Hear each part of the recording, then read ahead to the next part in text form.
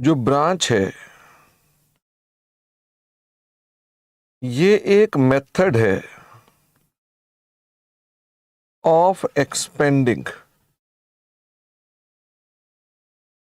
Business. Franchise भी हो सकती है, एक्सपेंड करने का तरीका कंसाइनमेंट भी हो सकती है, ब्रांच भी हो सकती है।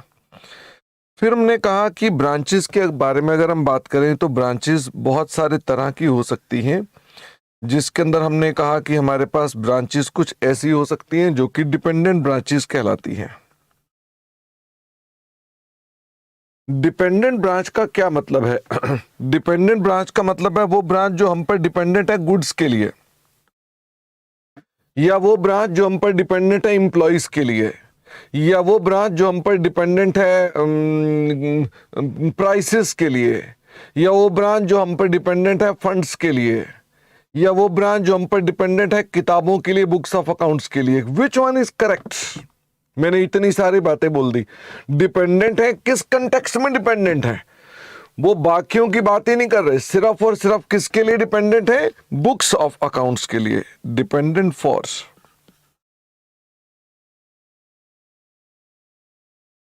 books of accounts. That is, these branch do not maintain books of accounts. ये बुक्स ऑफ अकाउंट्स मेंटेन नहीं करते। मतलब ये अपने पास कुछ रिकॉर्ड्स रख सकती हैं, कोई कागज पे रिकॉर्ड रख सकती हैं, रसीद बुक रख सकती हैं, भी जो कस्टमर को रसीद देनी है वो हो सकती है इनके पास, लेकिन ये अपने पास जर्नल एंट्रीज नहीं डालते, ये अपने पास लेजर नहीं बनाते, ये अपने पास ट्रायल नहीं बनाते, ये अपने पास बैलेंस शीट नहीं बनाते। आमतौर पे ये ब्रांचेस बड़ी होती हैं कि स्मॉल होती हैं? Generally small. ये बड़ी ब्रांचेस नहीं होती, ये क्या होती है? छोटे छोटी ब्रांचेस होती हैं। दूसरी मैंने आपसे बात करी, दूसरी ब्रांचेस कौन सी हो गई? इंडिपेंडेंट।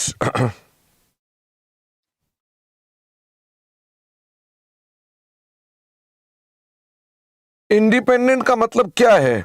दे मेंटेन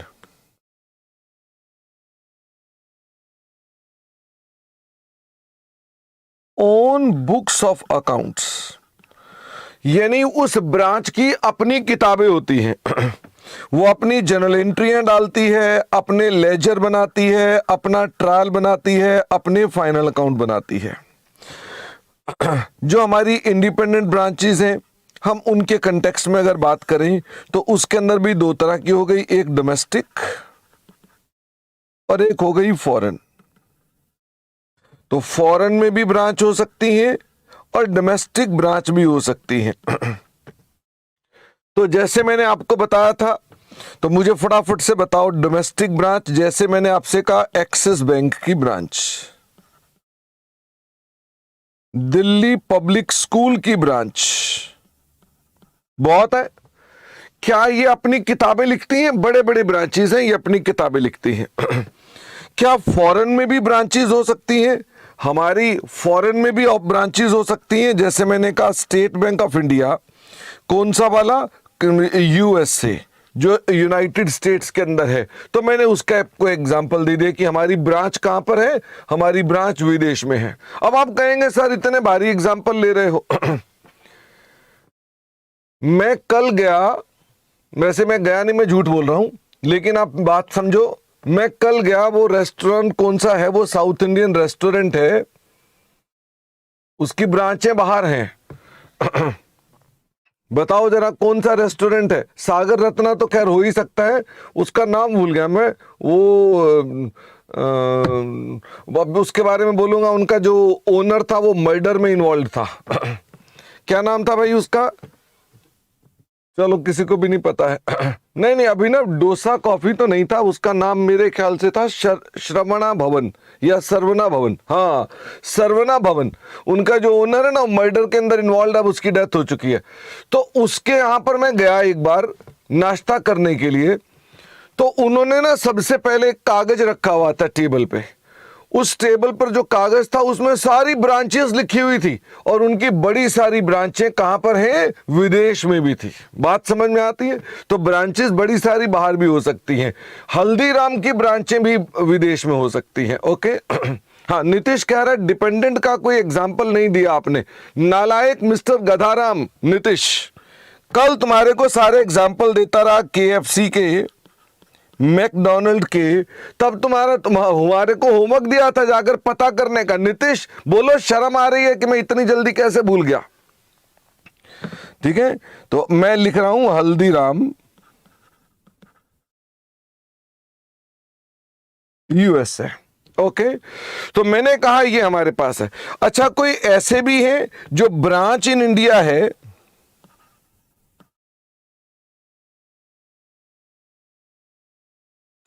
और HO USA में है, आउटसाइड इंडिया है?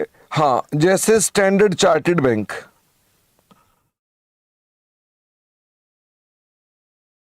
जैसे स्टैंडर्ड, हाँ बच्चे ने कहा कहां स्टैंडर्ड चार्टर्ड बैंक में आ गए, आप एप्पल के स्टोर पे क्यों नहीं चले गए? Apple store in Mumbai.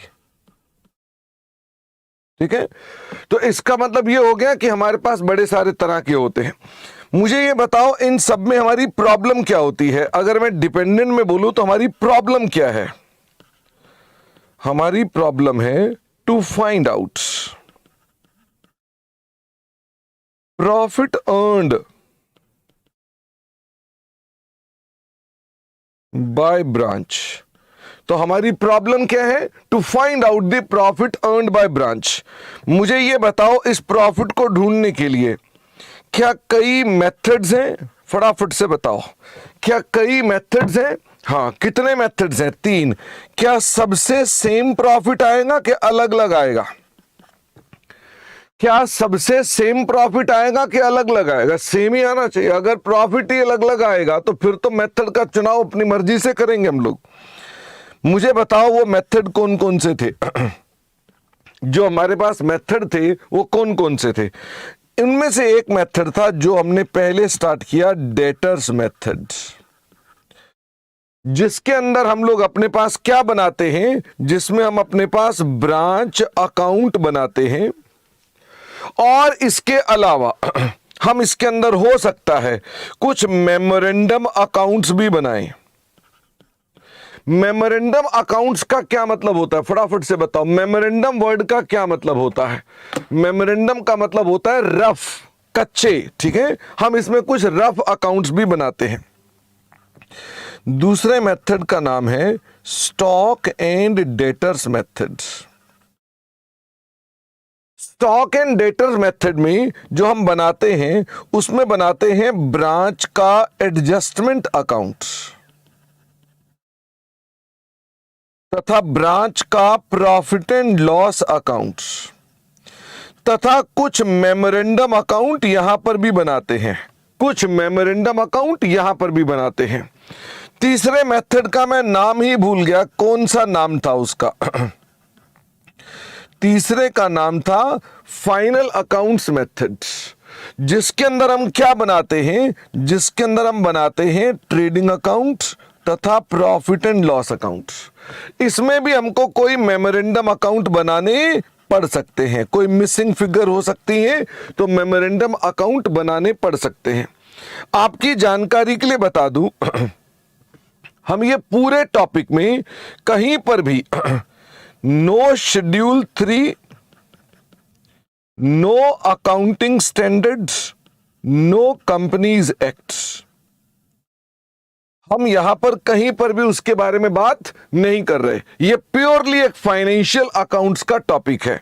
मैं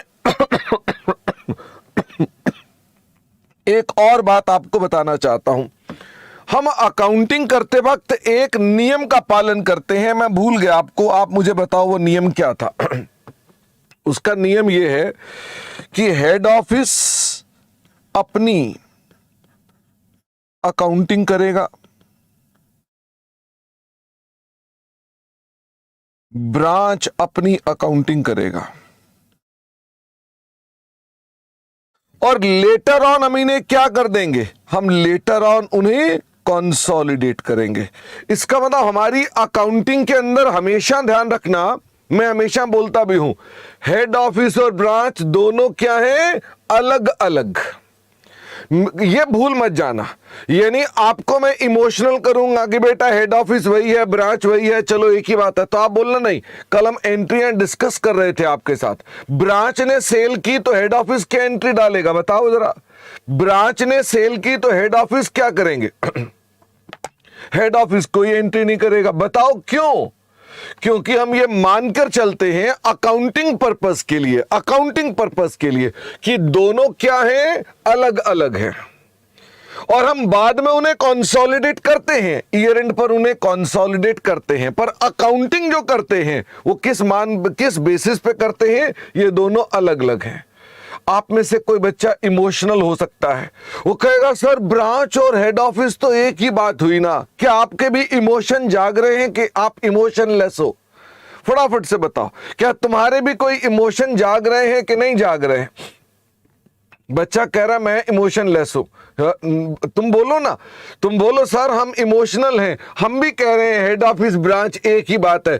भाई इस टॉपिक में इमोशन को कहां रख दो, फ्रिज में, और फ्रिज से क्या निकाल लो, इमोशन फ्रिज में रख दो और फ्रिज से क्या निकाल लो, दिमाग। प्रॉब्लम क्या है, दिमाग कहां रखा हुआ है, दिमाग फ्रिज में रखा हुआ है और इमोशन साथ में लेके बैठे हैं हम लोग ओके, तो वापिस आते हैं अच्छा, मैंने इसमें से भी आपके साथ सबसे पहली बात कौन सी स्टार्ट की थी, फटाफट से बताओ। मैंने कहा भाई सबसे ज्यादा इंपॉर्टेंट हमारे लिए कौन है, सबसे ज्यादा इंपॉर्टेंट हमारे पास कौन है, सबसे ज्यादा इंपॉर्टेंट हमारे पास डेटर मेथड है। महेश कह रहा है प्रॉफिट निकालना ही था तो इतने सारे मेथड्स क्यों, यही तो मेरा सवाल है। कल जब मैंने आपको एक एग्जांपल दिया था तो आप सबने अलग अलग तरीके से प्रॉफिट क्यों निकाला था? कल याद है ना, एक एग्जांपल देकर मैंने कहा था कि इसका प्रॉफिट निकालो, तो तुम सबने अपने अपने हिसाब से निकाला था और सबका आंसर सेम था। तो आपको यही चीज यहां सिखाई जा रही है कि कल को आप सीए बनने के बाद कोई घसियारे थोड़ा ना बन रहे हो, सीए बनने के बाद जाओगे तो तुम्हें पता होना चाहिए वेरियस मेथड्स कौन कौन से हैं। फिर भी which method is mostly asked in the exam and which one is considered to be the best method. अगर मान लो कभी भी आपको जानना पड़े कौन से मेथड को हम जब सबसे बेस्ट बताएंगे, डेटर मेथड। इसका मतलब ये हो गया कि अगर मान लो सवाल वाला ना कहे कौन सा मेथड लगाना है तो आपको समझ में आ जानी चाहिए। मैंने कहा यही सबसे सर्वोपरि मेथड है, यही सबसे ज्यादा चलने वाला है, यही सबसे ज्यादा लॉजिकल है, यही सबसे ज्यादा पूछे जाने वाला है। तो मुझे बताओ आपके एग्जाम में अगर क्वेश्चन साइलेंट होगा तो कौन सी अजम्पशन लगाओगे? यही वाली अजम्पशन लगाओगे। सबसे ज्यादा पंगा भी किसमें है? इसी में ही है। और सबसे ज्यादा आसान कौन सा मेथड है? सबसे ज्यादा आसान फाइनल अकाउंट मेथड है। मजे की बात, ना इसके सवाल इंस्टीट्यूट पूछता है और ना तुमने करने हैं। पता चला पेपर में को मेथड नहीं लिखा, मैं इससे कर लेता हूं। ओके, समझ में आ रही है बात कि नहीं आ रही है? यानी लिखना भूल भी जाए इंस्टीट्यूट तो डेटर मेथड को ही अप्लाई करना, यही आपके लिए काम की बात है। जब मैंने डेटर मेथड के बारे में बोला तो इसके लिए हमने सबसे पहले अपना एक कॉन्सेप्ट डेवलप किया। हमने कहा साहब फॉर्मेट की ऐसी तैसी करा गए, सबसे पहले हमने एक कॉन्सेप्ट डेवलप किया कि वो कॉन्सेप्ट क्या है। अच्छा, आप नोटिस कर रहे हो विनोद, क्या मैं आपके साथ इंडिपेंडेंट पढ़ा रहा हूं? नहीं नहीं नहीं नहीं नहीं। क्या मैं फाइनल अकाउंट पढ़ा रहा हूं? नहीं। क्या मैं ये पढ़ा रहा हूं? नहीं, मैं ये वाला पढ़ा रहा हूं। ओके, इसका मतलब अब मैं इस पर आऊंगा, जब ये पूरा हो जाएगा तो इस पर आऊंगा, फिर ये जब ये पूरा हो जाएगा इस पर आऊंगा, फिर जब हो जाएगा ये आऊंगा ये आऊंगा ये आऊंगा। Okay, this will be like this. तो अब मुझे फटाफट से बताओ इसका कॉन्सेप्ट क्या था। इसका कॉन्सेप्ट क्या था कि हम अपने पास एक ब्रांच अकाउंट बनाते हैं जिसमें क्या देखते हैं हम कौन है, मैं भूल ही गया, हम कौन है ये बताओ। हम ये जो प्रॉफिट निकाल रहे हैं ये प्रॉफिट कौन निकाल रहा है, फटाफट से बताओ। To find out the profit earned by branch, ये प्रॉफिट कौन निकाल रहा है? By head office. इसका मतलब अगर मान लो मैं कभी बताना भूल भी जाऊं तो तुम्हें याद रहना चाहिए ये सारी क्रियाक्रम कौन कर रहा है, हेड ऑफिस। ओके, मुझे फटाफट से बताओ, मैंने कहा हमने क्या दिया, हम कौन हैं?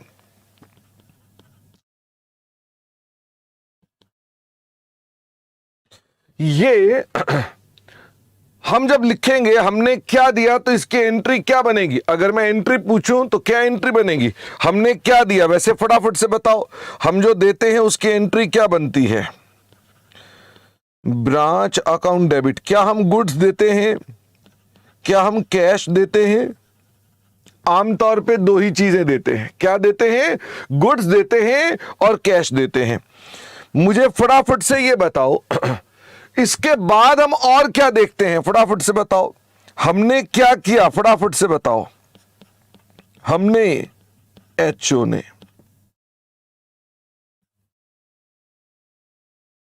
क्या लिया?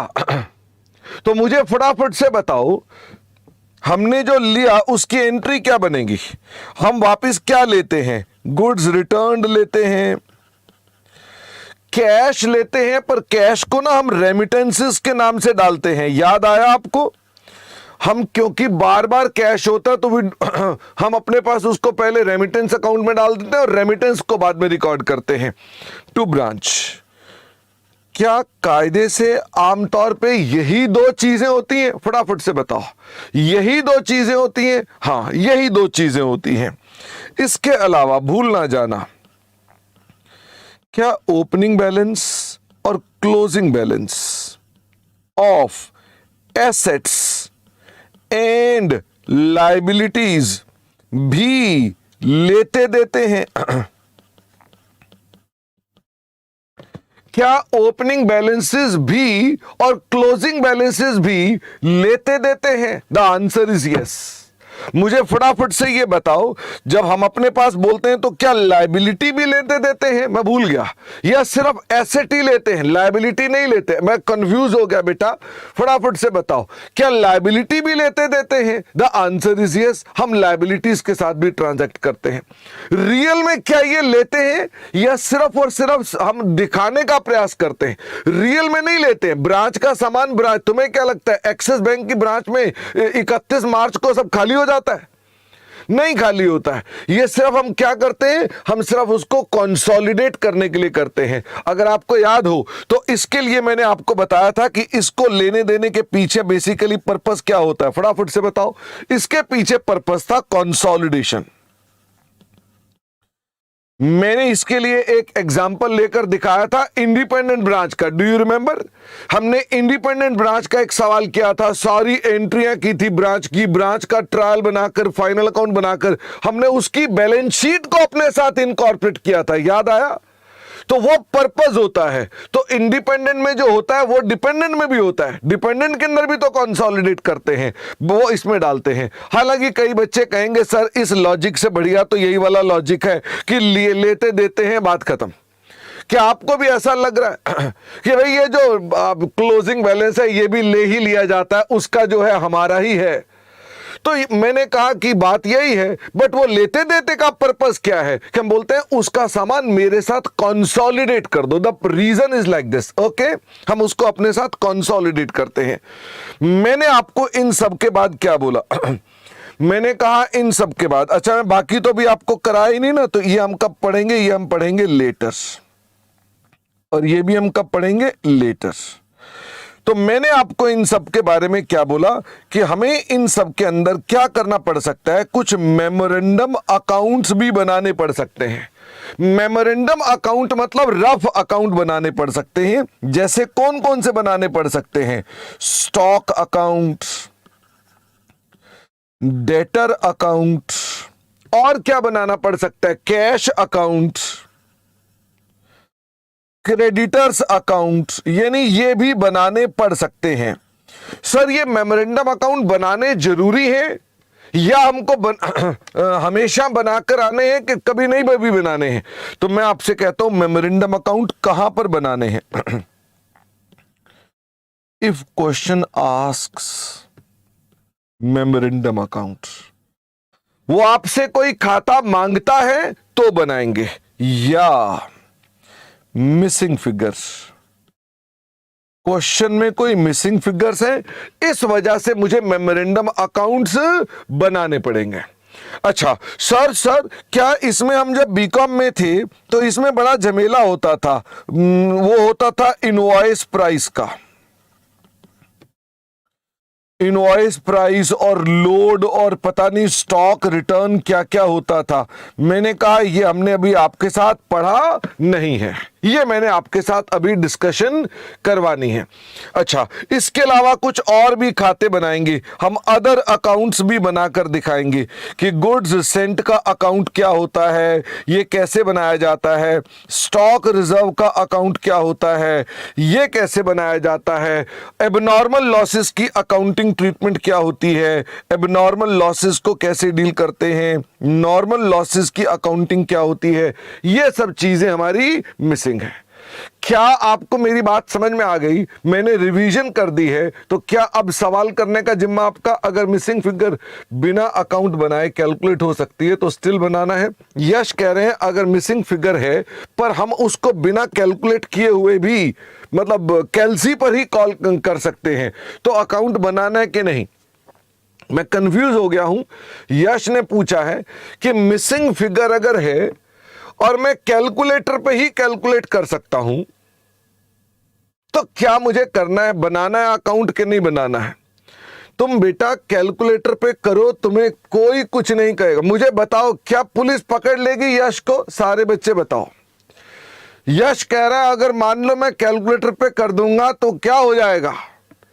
क्या यश को पुलिस पकड़ लेगी? नहीं पकड़ेगी। तुम्हारा हदसियत इंस्टीट्यूट क्या कर लेगा? 2 नंबर काट लेगा। यश नंबरों की परवाह नहीं करते हम लोग ठीक है बताओ भाई, नंबरों की तो बहुत परवाह करते हैं हम लोग। ओके, तो तुम कैलकुलेटर के ऊपर काम नहीं कर सकते हो। अगर मिसिंग फिगर है तो कैलकुलेट करना है। बात समझ में आती है? क्योंकि इंस्टीट्यूट मिसिंग फिगर पर 1 नंबर 2 नंबर एलोकेट कर देता है। तो तुम अगर कैलकुलेटर पे कर दोगे तो इंस्टीट्यूट को लगेगा कि यश ने किसी और बच्चे का आंसर कॉपी कर लिया है, तो किसी और को नंबर मिल जाएंगे जिसने अकाउंट बनाया होगा, तुम्हें नहीं मिलेंगे। ओके यश, तुम्हें समझ में आ गई? यश के अभी और समझाना बाकी है ठीक है चलो हाँ बिल्कुल, पीयूष कह रहा है सारे नंबर भी वो कैलकुलेटर पे दे देगा। बिल्कुल अच्छा पॉइंट बता, नंबर भी कैलकुलेटर पे आएंगे तो फिर हमारे को कॉपी में कैसे आएंगे? ठीक है हाँ रितिका, अभी मैंने नॉर्मल लॉस एबनॉर्मल लॉस, ये जो ग्रीन पेन से लिखा ना मैंने रितिका, ये जो लिखा, मैंने कहा ये मेरी चर्चा के विषय अभी, बात अभी बाकी है, बात अभी बाकी। मैंने पहले भी रिवीजन वीडियो बनाया था कि नहीं बनाया था, मुझे याद नहीं आ रहा है। मैंने पहले भी रिवीजन वीडियो बनाया था कि नहीं बनाया था? नहीं बनाया था। ओके,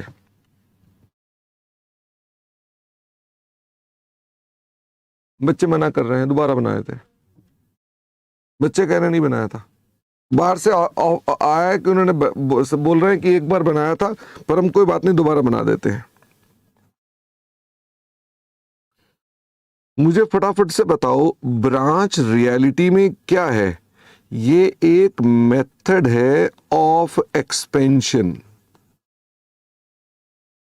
ये बिजनेस को बढ़ाने का एक तरीका है। क्या कई मेथड्स हो सकते हैं? अदर मेथड्स क्या हो सकते हैं? फटाफट से बताओ, अदर मेथड्स कौन से हो सकते हैं? अच्छा ठीक है, कंसाइनमेंट हो सकती है। दूसरा क्या हो सकते हैं? दूसरा हमारे पास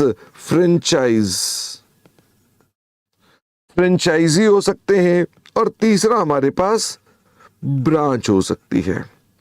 दुख की बात तो यह है ये दोनों नॉट इन कोर्स, और आपके पास सिर्फ ब्रांच है इन कोर्स। ओके, ब्रांच के अंदर हम अपने पास कहीं पर भी no accounting standard, no schedule 3, no companies act, ये आपका टॉपिक इंस्टीट्यूट ने जो डाला हुआ है, ये एक फाइनेंशियल अकाउंटिंग का एक टॉपिक है। हम जब ब्रांच देखते हैं तो ब्रांच 2 तरह की होती हैं। कौन कौन सी 2 तरह की ब्रांचेस होती हैं? एक ब्रांच होती है डिपेंडेंट, एक ब्रांच होती है इंडिपेंडेंट। ओके, हम जब डिपेंडेंट ब्रांच की बात करते हैं तो डिपेंडेंट का मतलब है branch which does not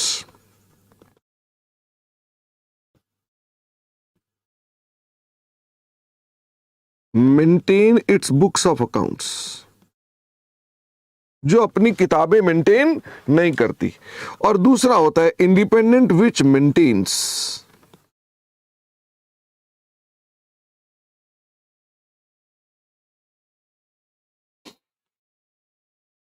it's books of accounts. Dependent branch में ही हमारी प्रॉब्लम क्या आती है? इसमें हमारी प्रॉब्लम आती है हाउ टू कैलकुलेट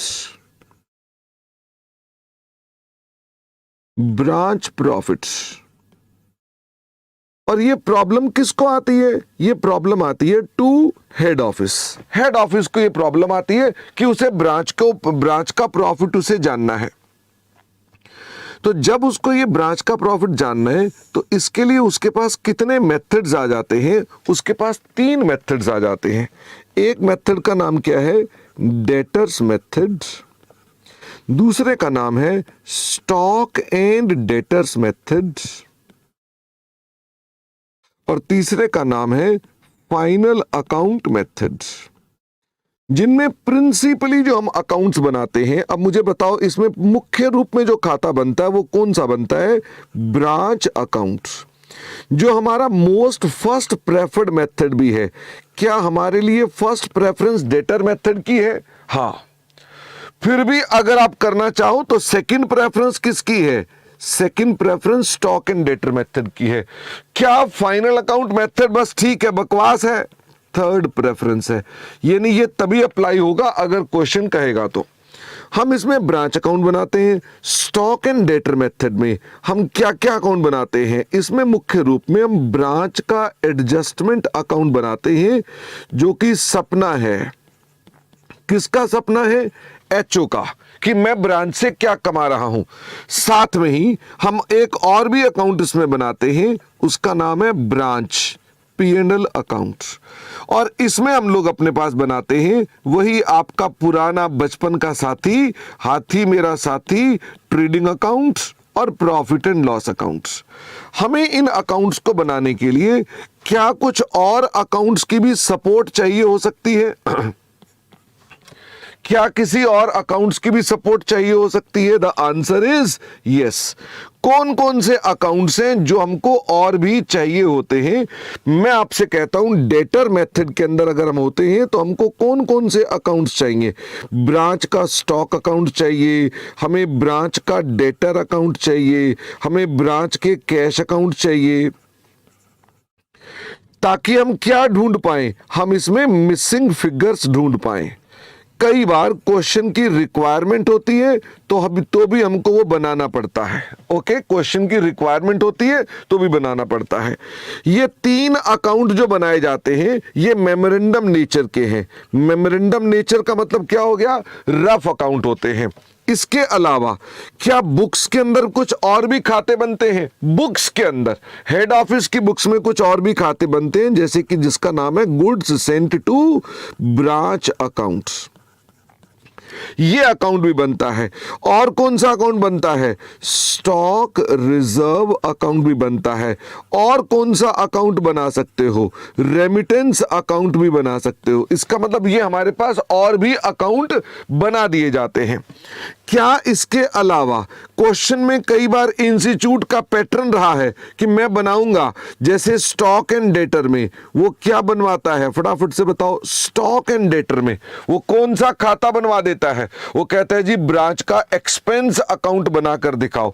क्या स्टॉक अकाउंट भी बनाया जाता है, डेटर अकाउंट भी बनाया जाता है और एक्सपेंस अकाउंट भी बनाया जाता है? हाँ, तो जो मैंने रेड पेन से लिखे वो 3 खाते यहां बनाए जाते हैं, और जो मैंने ब्लू पेन से लिखे वो कितने हो गए? 1 2 3, 1 2 3 4 5 और 6। ये 6 खाते यहां बनाए जाते हैं। तो हमारे पास ट्रेडिंग अकाउंट के अंदर अगर कोई मिसिंग फिगर है तो बनाओ, वरना इसमें कोई खाता नहीं बनाया जाता है।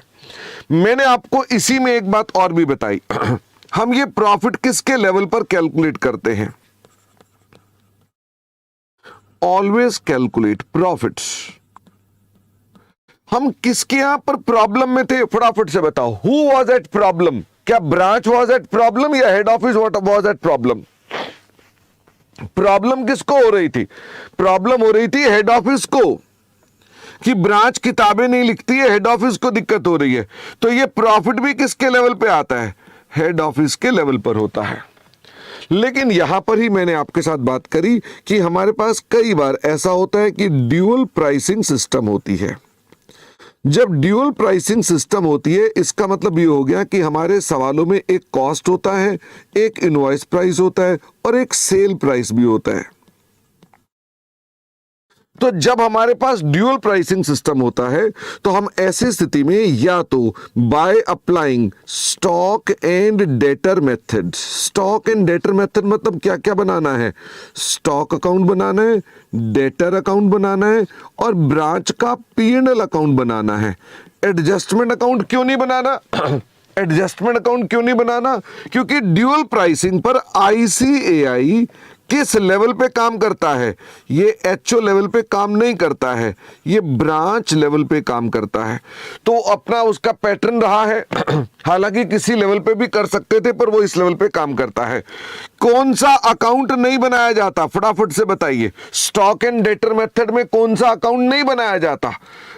एडजस्टमेंट अकाउंट, क्योंकि उसकी कोई औचित्य ही नहीं है। अच्छा, ड्यूअल प्राइसिंग में दूसरा एक और भी तरीका है, वो कौन सा है? Trading account and P&L accounts. और जब आप ट्रेडिंग P&L बनाते हैं तो आप इसकी सभी आइटम को किस पर लेते हैं? फटाफट से बताओ। इनकी सभी आइटम को क्या लेते हैं? हम IP पर लेते हैं। और हम IP पर लेते हैं ये मानकर कि IP इज ब्रांच कॉस्ट, और हम ब्रांच लेवल पे सवाल करते हैं। मैंने आपको इसी में एक बात बताई कि एक क्वेश्चन था जिसके अंदर ड्यूअल प्राइसिंग था एंड क्वेश्चन ने हमसे कहा ब्रांच का एडजस्टमेंट अकाउंट बनाओ। तो इसका मतलब हमने किस लेवल पे काम करना है? फटाफट से बताओ। इसका मतलब हमने HO लेवल पे काम करना है। तो ये क्या आपका नॉर्मल क्वेश्चन नहीं हो गया? ये आपका नॉर्मल क्वेश्चन हो गया, जैसे आप नॉर्मली करते थे, बिल्कुल इसी प्रकार का नॉर्मल क्वेश्चन हो गया। ड्यूअल प्राइसिंग सिस्टम में हम अपने पास डेटर मेथड को अप्लाई नहीं करते हैं। डेटर मेथड जनरली इसके लिए सूटेबल नहीं माना जाता है। मैंने कहा कि ये सब हमारे मेथड्स होते हैं। अब हम एक एक करके इनको थोड़ा और डिटेल में डिस्कस करते हैं। तो सबसे पहला मेथड कौन सा था? Debtors method. तो डेटर्स मेथड में हम जो अकाउंट्स बनाते हैं वो कौन कौन से अकाउंट बनाते हैं? फटाफट से बताओ। डेटर मेथड में हम अपने पास जो अकाउंट्स बनाते हैं वो है ब्रांच का अकाउंट। क्या सबसे पहला खाता यही बनता है? Branch account. मुझे फटाफट से बताओ इसमें क्या क्या चीजें आ सकती हैं? मैं भूल गया। इसमें क्या क्या चीजें आ सकती हैं? मैं भूल गया। तो इसके अंदर हमारे पास आएंगे ओपनिंग के एसेट्स। अच्छा, आप में से बहुतों को यह लगना चाहिए कि क्या बकवास रिवीजन हो रही है, क्योंकि तुम्हारे ना खून में यह दौड़ रहा है। तुम क्वेश्चन को देखोगे तो तुम्हें लगेगा यार ये बता क्यों रहे हैं। किसी को ऐसी फीलिंग आ रही है कि यार ये क्या बता रहे हैं, बच्चों वाली बात। ठीक है ना? दीपांशु कह रहे, आर्यन कह रहे हैं क्या बच्चों वाली बात। वो बात दूसरी है कि आज तुम्हारे खून में दौड़ रहा है तो तुम्हें लग रहा है कि ये बता क्यों रही है। तो पता है कुछ दिन बाद जब भूल जाओगे तो तुम्हारी मदद ये करेगा। ओके, ओपनिंग एसेट्स में क्या क्या चीजें आती हैं? कौन से पेन से लिखेंगे? हरे पेन से लिखेंगे। तो ओपनिंग एसेट्स में हमारे पास क्या आता है? स्टॉक। ये किस पर आता है? ये IP पर आता है। ओके, साथ में आते हैं डेटर। डेटर में कोई दिक्कत नहीं होती। साथ में आता है कैश, साथ में आता है फर्नीचर, साथ में आता है हमारे पास पेटी कैश, साथ में आता है हमारे पास प्रीपेड इंश्योरेंस। क्या आपको याद है ये सब चीजें आपके पास आती थी? क्या लायबिलिटीज में भी कुछ चीजें आती है? मैं भूल गया। क्या ओपनिंग में लायबिलिटीज में भी कोई चीजें आती है? हाँ, ओपनिंग में जैसे आउटस्टैंडिंग सैलरी आती थी या कोई लायबिलिटीज हो सकती हैं। आमतौर पे ये ज्यादा आइटम नहीं आई थी। मेरे ख्याल एक आधी बार आउटस्टैंडिंग सैलरी ही देखने को मुझे याद आ रही है कि वही मिली थी। मुझे ये बताओ इसके अलावा गुड्स सेंट, भी हम यहां पर लिखते हैं।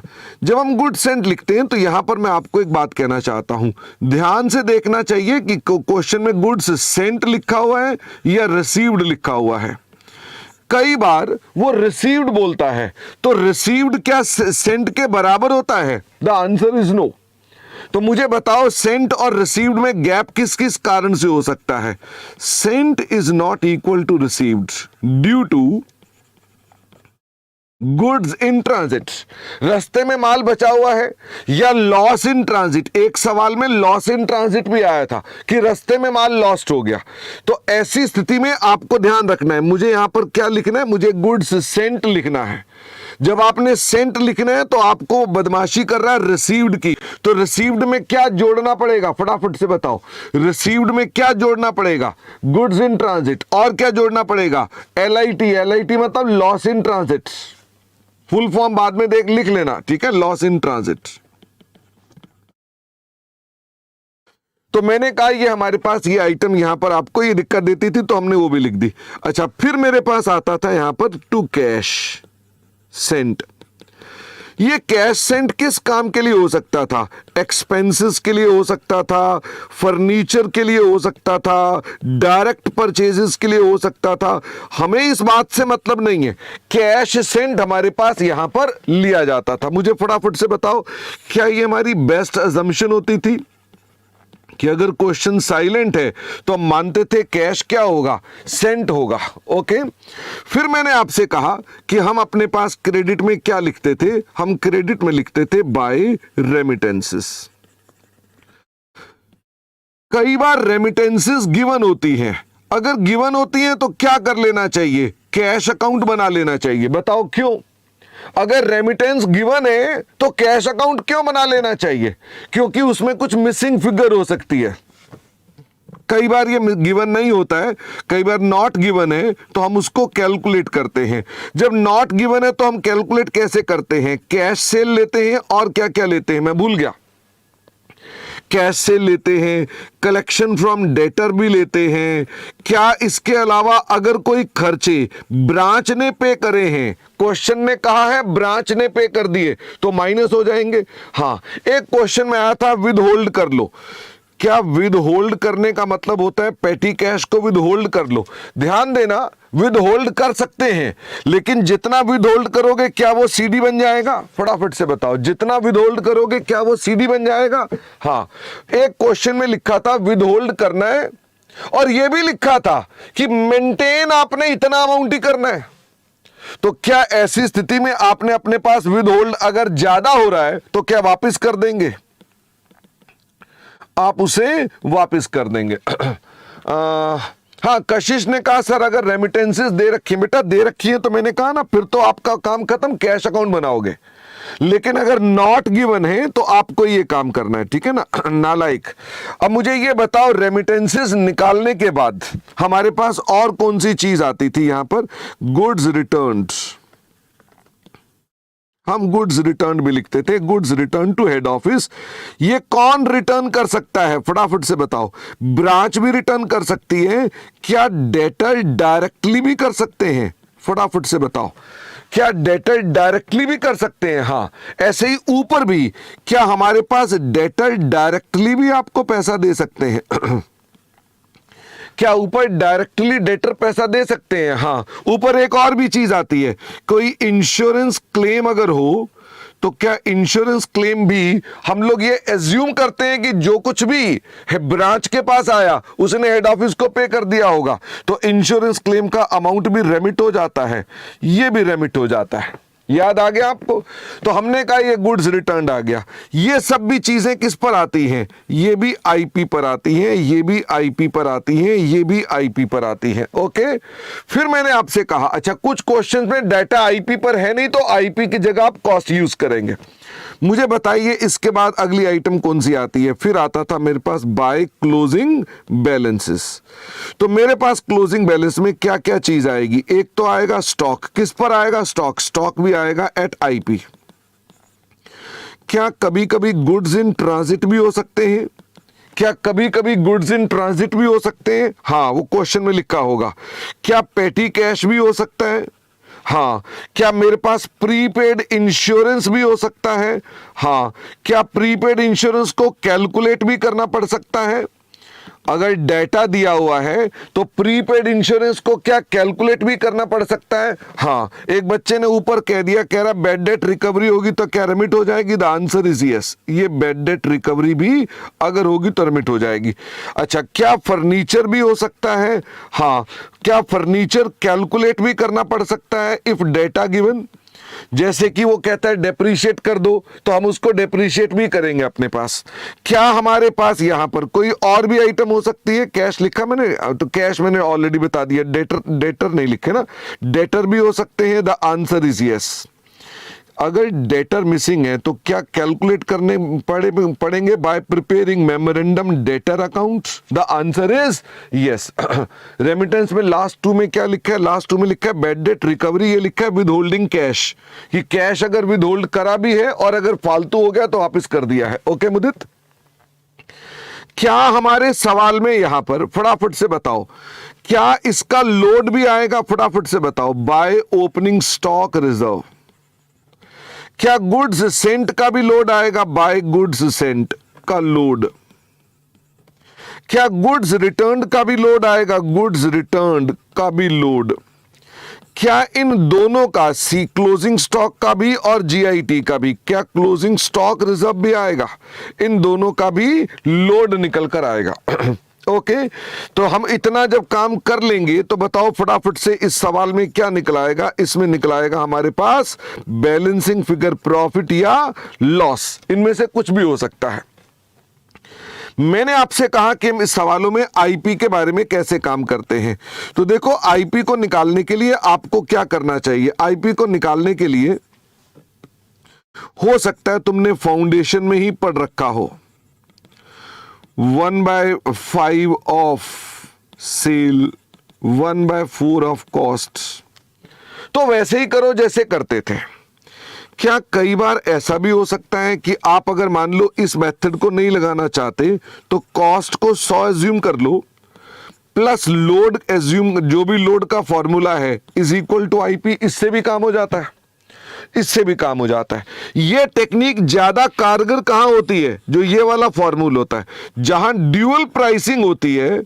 ड्यूअल प्राइसिंग में ये फॉर्मूला ज्यादा काम करता है। भाई कॉस्ट भी निकाल दो, आईपी भी निकाल दो, सेलिंग प्राइस भी निकाल दो, तो आपको थोड़ा सा कंफर्टेबल ज्यादा हो जाता है। ओके, तो क्या मैंने ये फाउंडेशन का तरीका भी यूज किया है और ये वाला तरीका भी यूज किया है? दोनों तरीके मैंने अपने पास यहां पर यूज किए हुए हैं। जब मैं आपको बोलता हूं कि स्टॉक अकाउंट बनाओ, डेटर अकाउंट बनाओ, तो हम कैसे कैसे बनाएंगे? फटाफट से बताओ। मेमोरेंडम डेटर अकाउंट में हम कैसे काम करते थे? तो डेटर अकाउंट में ओपनिंग डेटर आ गए मेरे पास, फिर आ गया मेरे पास क्रेडिट सेल। ध्यान रखने वाली बात क्या है? क्रेडिट सेल को हमेशा क्या लेना चाहिए? Net, net of returns. हाँ, पवन कह रहा ब्रांच के किसी भी सवाल में लॉस नहीं आया। बेटा आ सकता है, और नहीं आया तो कोई बात नहीं, ठीक है। क्रेडिट सेल, ध्यान से पवन, मैंने क्या बोला है? Net of return. याद है, ये गलतियां एक दो जगह आप लोगों ने भी करी है। क्लोजिंग डेटर यहां पर आएगा, फिर उसके पास कैश कलेक्शन अगर कोई है वो होगी ही, वो भी आएगा। कोई डिस्काउंट अगर है, ये कौन सा वाला डिस्काउंट है? ये कैश डिस्काउंट है, ये ट्रेड डिस्काउंट नहीं है। क्या कोई अलाउंस भी हो सकते हैं? अलाउंस भी हो सकते हैं। अलाउंस भी आपके लिए किस्म का कैश डिस्काउंट ही है। क्या बेड डेट भी हो सकते हैं? The answer is yes. Bed date recovery यहां नहीं आती। बेड डेट रिकवरी मैंने ऊपर बता दी, रेमिटेंस के अंदर एडजस्ट हो जाती है। मैंने कहा जी हमारे पास ये मेमोरेंडम डेटर अकाउंट है, क्या इसमें कोई भी चीज दिक्कत वाली थी? कोई दिक्कत वाली नहीं थी। फिर बनाना पड़ता है मेमोरेंडम स्टॉक अकाउंट। मुझे फटाफट से बताओ, मेमोरेंडम स्टॉक अकाउंट किस पर बनेगा? हमेशा आईपी पर बनेगा, क्योंकि हम किसके लिए ढूंढ रहे हैं? ये स्टॉक कहां ढूंढते हैं? स्टॉक ब्रांच के यहां ढूंढते हैं।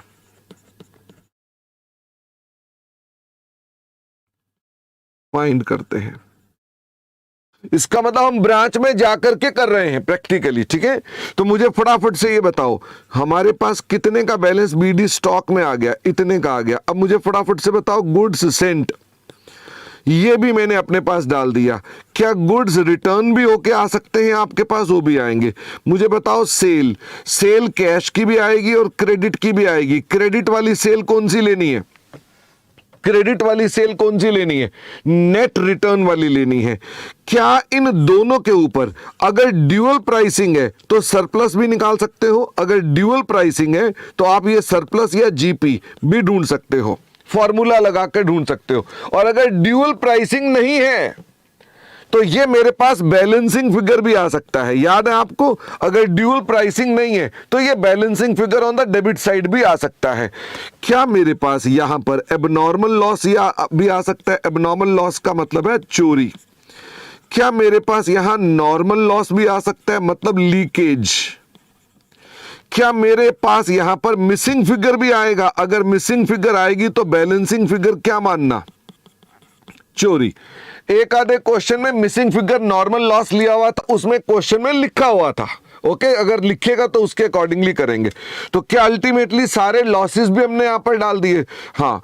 अब मुझे फटाफट से बताओ, बैलेंस सीडी जो निकल कर आएगा वो क्या निकल कर आएगा? वो निकल कर आएगा आपके पास बचा हुआ क्लोजिंग स्टॉक। तो क्या ये भी आपके सवालों में दिक्कत देता था? हाँ, ध्यान रखना यहां पर भी जीआईटी इंक्लूड करना पड़ेगा। ठीक है, अगर लॉस इन ट्रांजिट होगा तो क्या लॉस इन ट्रांजिट यहां पर आ जाएगा? फटाफट से बताओ। एबनॉर्मल लॉस के साथ ही लॉस इन ट्रांजिट भी अगर हुआ है तो भी चला आएगा। तो memorandum stock account, memorandum debtor account हमने बना दिया। Memorandum cash account, memorandum cash account में आपको दिक्कत नहीं आती। मुझे फटाफट से बताओ, मेमोरेंडम कैश में ओपनिंग कैश को लिख दिया। बताओ कैश कहां कहां से आ सकता था? क्या कैश हमारे पास कैश सेल से आ सकता है? और कहां से कैश आ सकता है? कलेक्शन फ्रॉम डेटर से आ सकता है। और कहां से पैसा आ सकता है? भाई हो सकता है कोई इंश्योरेंस क्लेम मिला हो, वहां से पैसा आ सकता है। हो सकता है कोई बैड डेट की रिकवरी हो, वहां से पैसा आ सकता है। हम ये पैसा कहां भेज देंगे? हम ये रेमिटेंस में भेज देंगे। और ये क्या कर सकते हैं? हो सकता है हमने ये खर्च कर दिया हो। जो एक्सपेंसेस हेड ऑफिस पे कर रहा है उसको आप यहां से रूट कर सकते हैं, ले करके खर्च कर दो या उसे लिखो मत, दोनों पॉइंट आ जाएंगे। मुझे बताइए इसके बाद जो बैलेंस सीडी बचेगा वो क्या आ जाएगा? वो आपका क्लोजिंग कैश है। हाँ अक्षर बेटा, आपको ना ये रिवीजन वीडियो है तो आपको ज्यादा चीजें ध्यान नहीं है, तो आपको उसके लिए पहले जाकर पीछे देखना पड़ेगा हमने कैसे कनेक्ट किया हुआ है सरप्लस को। ओके, अब मुझे ये बताओ, हमारे सवालों में मांगा भी जा सकता है गुड्स सेंट अकाउंट्स। तो गुड्स सेंट अकाउंट अगर मांगेगा तो हम क्या लिखेंगे? तो कोई दिक्कत की बात नहीं है। जो भी हमारे पास अमाउंट है जो गुड्स सेंट का है वो तो यहां पर आ गया, जो गुड्स सेंट है वो यहां आ गया। और मुझे बताओ उन गुड्स सेंट का लोड जो है वो कहां आ जाएगा? यहां आ जाएगा। फिर ब्रांच में ही गुड्स रिटर्न भी आएंगे। मुझे फटाफट से बताओ गुड्स रिटर्न का लोड कहां आएगा? गुड्स रिटर्न का लोड यहां आ जाएगा। और मुझे बताओ बाकी का अमाउंट कहां चला जाएगा? ये हेड ऑफिस के ट्रेडिंग में जाएगा। कहां जाएगा? हेड ऑफिस के ट्रेडिंग अकाउंट में जाएगा। फिर मैंने कहा आपको एक और भी अकाउंट बनाने को इंस्टीट्यूट कह सकता है। कई बार वो क्वेश्चंस में बोलता है स्टॉक रिजर्व अकाउंट बनाकर दिखाओ। इसका एक और भी नाम होता है प्रोविजन फॉर अनरियलाइज्ड प्रॉफिट्स। जो ये बैलेंस बीडी है ये ओपनिंग स्टॉक रिजर्व वाला बैलेंस बीडी होता है, जो कि कहां चला जाता है? जो कि ब्रांच में चला जाता है। तो ओपनिंग वाला तो ये चला गया। क्लोजिंग का हम स्टॉक रिजर्व ब्रांच अकाउंट में बनाते हैं और ये बैलेंस सीडी हो जाता है। ये सीडी हमारे पास कहां चला जाता है? ये हमारी बैलेंस शीट में चला जाता है, स्टॉक में लेस हो जाता है। बैलेंस शीट में क्या होता है? स्टॉक में जाकर के ये लेस हो जाता है जो आपने अपने पास स्टॉक रिजर्व बनाया। मैंने आपसे कहा कि ये मेरे पास वेरियस अकाउंट्स थे। एक ब्रांच एक्सपेंस अकाउंट भी आपको इंस्टीट्यूट कई बार मांग लेता है। तो ब्रांच एक्सपेंस अकाउंट के अंदर हम क्या लिख देंगे? कैश में जो जो खर्चे हैं, सैलरी है, रेंट है, एक्सपेंस है, हम जो यहां लिखेंगे सिर्फ कैश के एक्सपेंसेस लिखेंगे। और ये कहां चला जाएगा? ये ब्रांच के P&L में चला जाएगा। This will go to branch P&L account. यानी ये अकाउंट भी आपसे कई दफा वो मांग लेता है। तो आओ देख ले जरा, क्या हमने सभी अकाउंट्स की डिस्कशन कर ली? स्टॉक अकाउंट की डिस्कशन कर ली हमने, डेटर अकाउंट की कर ली, कैश अकाउंट की कर ली, स्टॉक रिजर्व की कर ली, गुड्स सेंड की कर ली, रेमिटेंस की कर लेते हैं। तो रेमिटेंस अकाउंट जो है वो कैसे बनता है? अगर रेमिटेंस अकाउंट आपसे मांग ले तो रेमिटेंस अकाउंट कैसे बनता है? तो रेमिटेंस बेसिकली क्या है? ये आ गया बाय कैश वेरियस डेट्स को पैसा मिलता है। ये आ गया कि जो है डेट बाय डेट आता है, क्योंकि कभी सवाल में डाटा डेट बाय डेट होता नहीं, तो आप समझ लो कि एक ही एंट्री के अंदर आ जाता है और ये चला जाता है ब्रांच अकाउंट में। तो अगर कभी रेमिटेंस अकाउंट बनाना पड़ जाए तो तुम्हारे को चूंकि डाटा डेट वाइज मिलेगा नहीं, तो मैं फालतू में लिखता ही नहीं।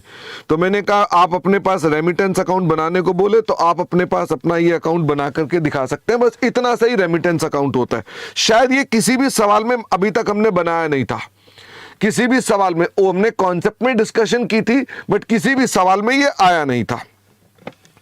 फिर आती है बात कि आप अपना स्टॉक एंड डेटर मेथड में एक सपना अकाउंट बनाते हैं जिसका नाम क्या था? Branch adjustment account.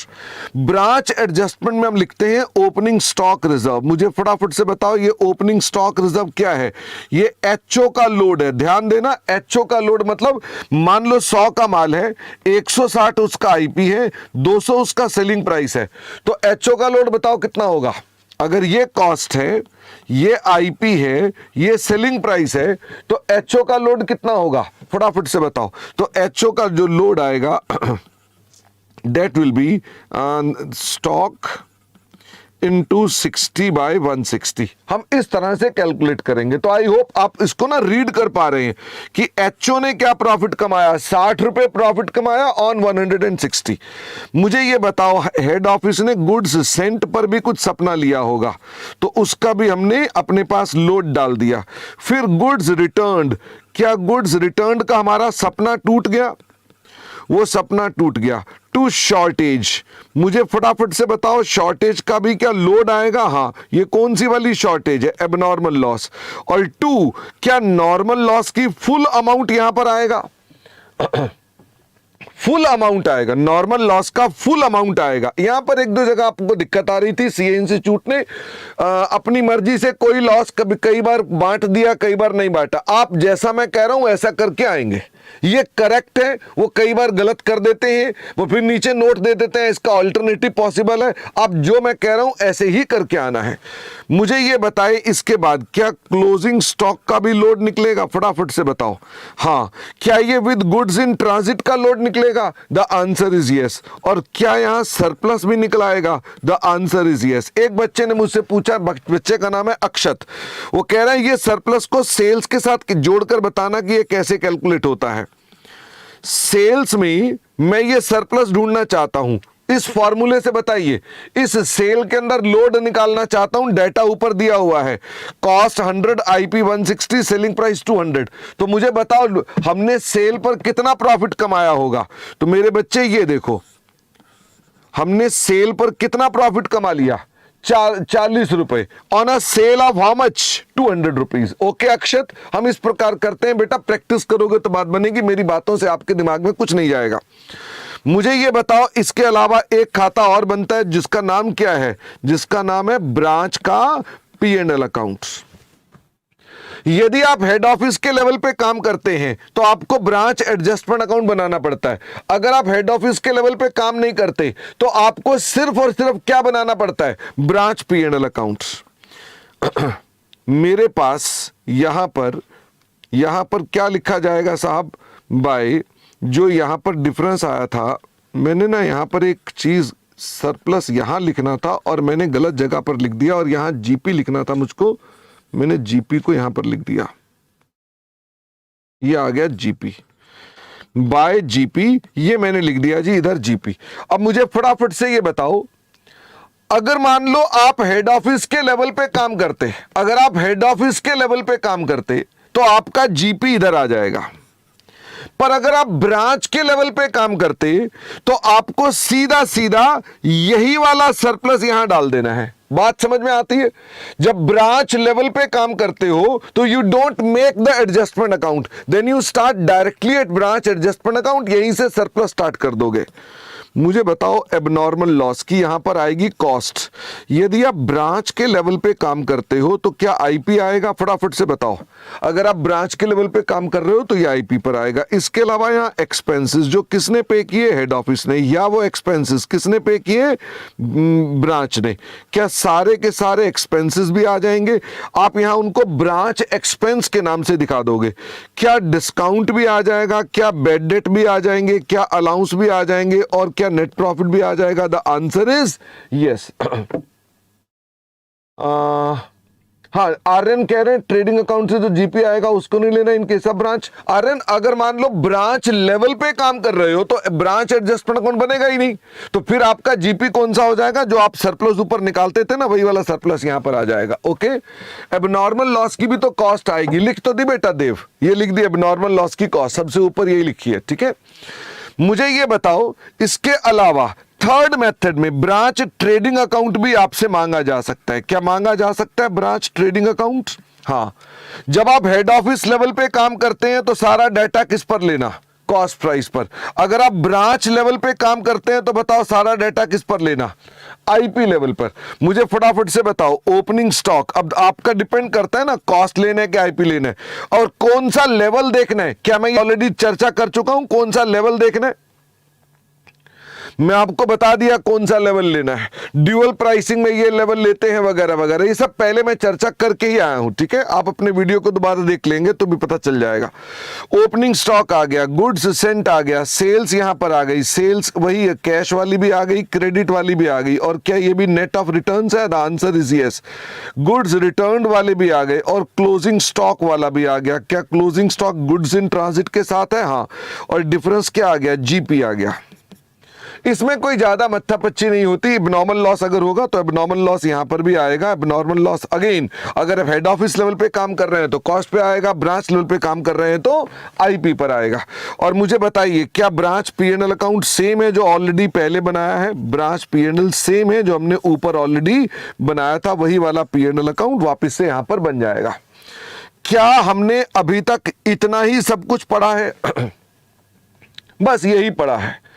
इसी पर लगभग आपके पास आधे ब्रांच के सवाल हो चुके हैं।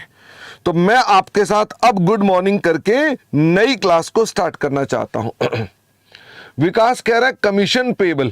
कमीशन पेबल में एक फॉर्मूला होता है, बस आपको अपने पास ध्यान रखना है। कमीशन पेबल में फॉर्मूला क्या है जो उसने बोला है? आफ्टर चार्जिंग सच कमीशन, तो आपके पास इन दैट केस क्या करना है? प्रॉफिट इनटू 10/110 कर देना है।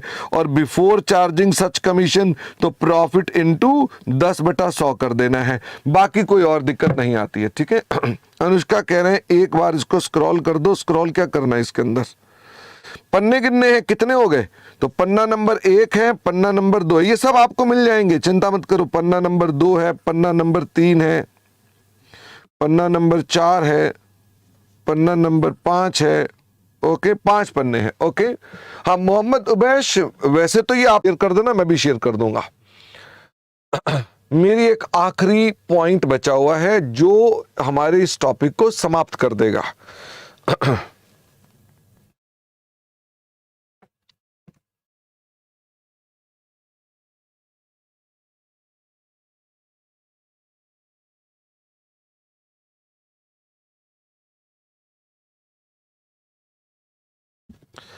इंडिपेंडेंट ब्रांच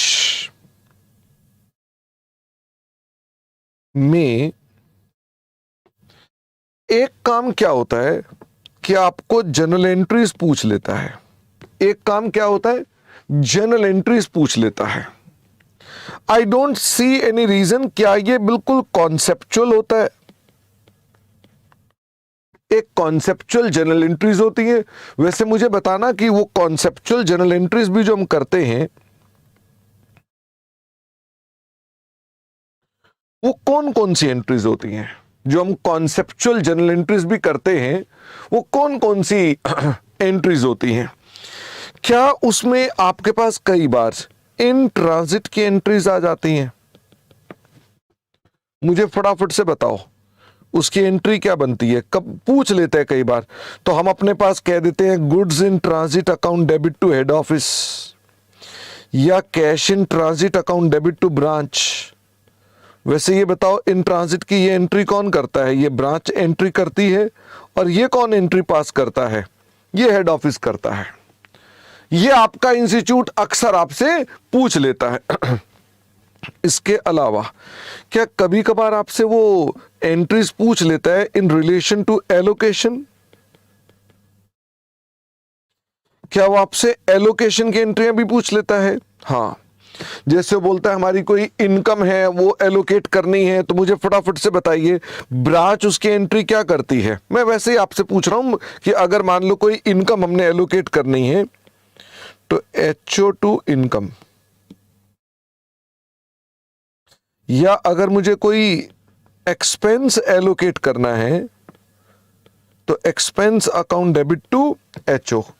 क्या ये भी एंट्रीज आप जनरलाइज करते हैं? फटाफट से मुझे बताओ। ये भी एंट्रीज आती हैं इसमें। इसके अलावा इंस्टीट्यूट कई बार ना कोई खिचड़ी सी बनाता है। वो कौन सी खिचड़ी बनाता है? वो बोलता है कि accounts are maintained by HO. किसी एसेट का अकाउंट जो है वो कौन मेंटेन कर रहा है? Asset account is maintained by HO. तो अगर मैं थोड़ा सा इधर हो जाता हूं, तो अगर मान लीजिए हमारे पास कोई एसेट मेंटेन्ड बाय एचओ है, तो ब्रांच अपने पास उस एसेट के लिए क्या करती है? उसकी डेप्रिसिएशन जब लगाती है तो एंट्री क्या बनती है? Depreciation account debit to HO. वो अपने यहां डेप्रिसिएशन को डेबिट करती है बट एसेट को क्रेडिट नहीं करती। वैसे क्या कोई लायबिलिटी भी होती है जिसके अंदर account maintained by head office? जैसे एक सवाल आया था जिसमें क्या था, provision for doubtful debt not maintain, मतलब ब्रांच का जो था मेंटेन्ड बाय हेड ऑफिस था। तो मुझे फटाफट से बताओ, अगर हमने कोई भी प्रोविजन बनानी है तो हम पीडीडी तो लिखेंगे नहीं, तो क्या लिखेंगे? हम लिख देंगे टू एचओ। इसका मतलब PNL account debit to HO. क्या ये एंट्रीज आपके पास आई थी बड़ी सारी? यानी ये थोड़ी कॉम्प्लेक्स एंट्रीज थी। क्या इसके अलावा सिंपल एंट्रीज भी आपने करी थी? मुझे फटाफट से बताओ। सिंपल एंट्रीज भी होती थी। जैसे वो कौन कौन सी होती थी? गुड्स सेंट की एंट्री हमने जनरलाइज करके दिखाई थी कि गुड्स सेंट की एंट्री क्या होती है। फटाफट से बताओ, ब्रांच के यहां पर गुड्स सेंट की एंट्री क्या होती है? Goods sent account debit to HO. क्या कभी कभार ऐसा भी आता था कि खर्चे हैं जो पे कर रखे हैं हमने एचओ के लिए, तो हम अपने पास कैसे रिकॉर्ड करते थे? बताओ, ब्रांच ने एक्सपेंसेस पे कर दिए,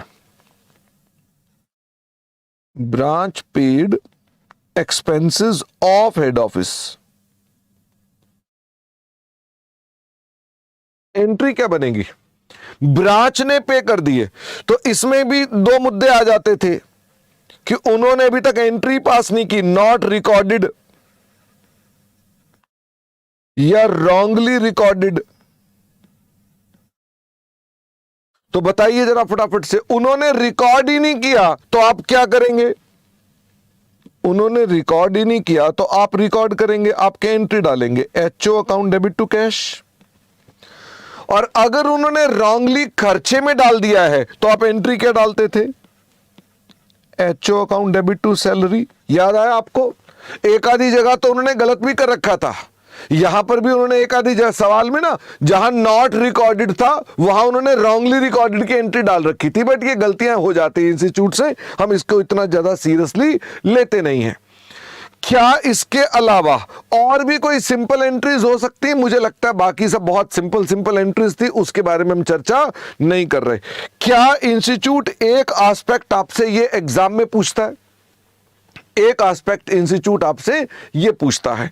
दूसरा, क्या आपसे आपका इंस्टीट्यूट इंटर ब्रांच ट्रांजैक्शन भी पूछ सकता है? IBT, inter branch transaction. मुझे फटाफट से बताओ, हम किसको डेबिट करते हैं? डेबिट रिसीवर और क्रेडिट गिवर। जिसने दिया हम उसके अकॉर्डिंगली काम करते हैं। ये एंट्री कौन जनरलाइज करता है? Generalised by HO. एचओ इसको जनरलाइज करता है। क्या इसके लिए हम एक छोटा सा चार्ट बना लेते हैं? हम एक छोटा सा चार्ट बना लेते हैं जिसमें हम अपनी सभी ब्रांचेस को लिख देते हैं, जितनी भी ब्रांचेस होती हैं उन सबको लिख देते हैं, और एंट्री बाय एंट्री किसी का प्लस, किसी का माइनस, किसी का माइनस, किसी का प्लस करके हम उसकी क्या बना लेते हैं, एक समरी बना लेते हैं और उस समरी से जनरलाइज कर देते हैं। हालांकि इसके ऊपर हमने एक ही सवाल किया था, बट ये भी चीजें हो सकती हैं। इसके लिए हमने एक फंडामेंटल और भी बोला था कि ब्रांच 1 जब डील करती है ब्रांच 2 से तो माना क्या जाता है, फटाफट से बताओ। हम क्या मानकर ये सारे कॉन्सेप्ट को अप्लाई कर रहे हैं? हम मानते हैं, एज्यूम करते हैं कि ब्रांच 1 डील्स विद HO और ब्रांच 2 भी किससे डील कर रही है, फटाफट से बताओ। डील्स विद HO, यानी दोनों अपने अपने HO के साथ डील करते हैं। क्यों ऐसा एज्यूम करते हैं? हम क्यों ऐसा एज्यूम करते हैं? क्योंकि ये बेटर कंट्रोल देता है HO को। क्या HO को कंट्रोल आता है?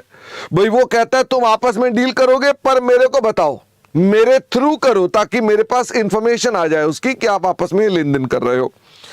इसके अलावा क्या हमारे पास कोई अकाउंटिंग का पार्ट भी आता है?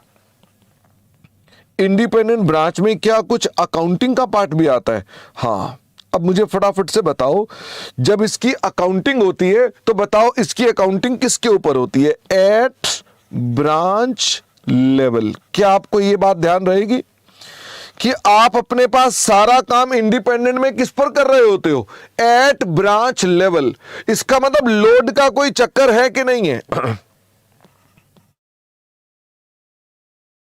नो लोड का चक्कर हमारे पास, इसमें लोड का चक्कर नहीं होता है, एज इन केस ऑफ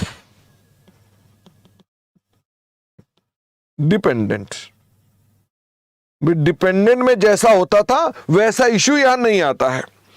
अब हमने जब इसके सवालों को डिस्कस करा तो हमने क्या बोला? हमने कहा आपके सवाल 2 तरह के हो सकते हैं। आपके कितने तरह के सवाल हो सकते हैं, फटाफट से बताओ। आपके सवाल कितने तरह के हो सकते हैं? तो आपके 2 तरह के सवाल हो सकते हैं। या तो आपको ब्रांच का ट्रायल बैलेंस गिवन है,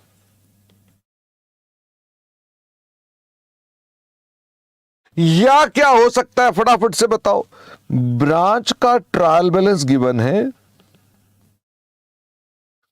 प्लस HO का ट्रायल गिवन है। मुझे फटाफट से बताओ, क्या यही वो चर्चा है जो मेरी रहती है कि ब्रांच का भी ट्रायल हो और HO का भी ट्रायल हो? तो कैसे करना है? सिर्फ यही पेंडिंग है, बाकी मैं ये वाला कर चुका हूं। ब्रांच का ट्रायल अगर गिवन है तो क्या होगा? मैंने कहा ये मेरे पास अभी पेंडिंग है और मैं अभी इसकी डिस्कशन स्टार्ट करने जा रहा हूं, पर मैं इधर एक बार रिवाइज भी कर लूं साथ साथ में। मुझे बताओ, जो ब्रांच का ट्रायल होगा क्या वो ब्रांच फॉरेन में भी हो सकती है? क्या वो फॉरेन का ब्रांच भी हो सकती है? हाँ। मुझे बताओ, फॉरेन की ब्रांच होगी तो किसमें, कौन सी करेंसी में ट्रायल होगा? डॉलर। मैंने डॉलर को सिंबॉलिकली लिख दिया, कोई भी करेंसी हो सकती है। क्या हमारे पास यहां ऐसा हो सकता है कि इंडियन ब्रांच है जिसका फॉरेन में हेड ऑफिस है? फटाफट से बताओ। इंडियन ब्रांच है और फॉरेन में हेड ऑफिस है, तो मुझे बताओ ये रुपयों में है पर हेड ऑफिस किस में है? डॉलर में है। या तीसरी ब्रांच कौन सी हो सकती है, फटाफट से बताओ। इंडियन ब्रांच है और इंडियन ही हेड ऑफिस है। इंडियन ब्रांच है और इंडियन ही हेड ऑफिस है।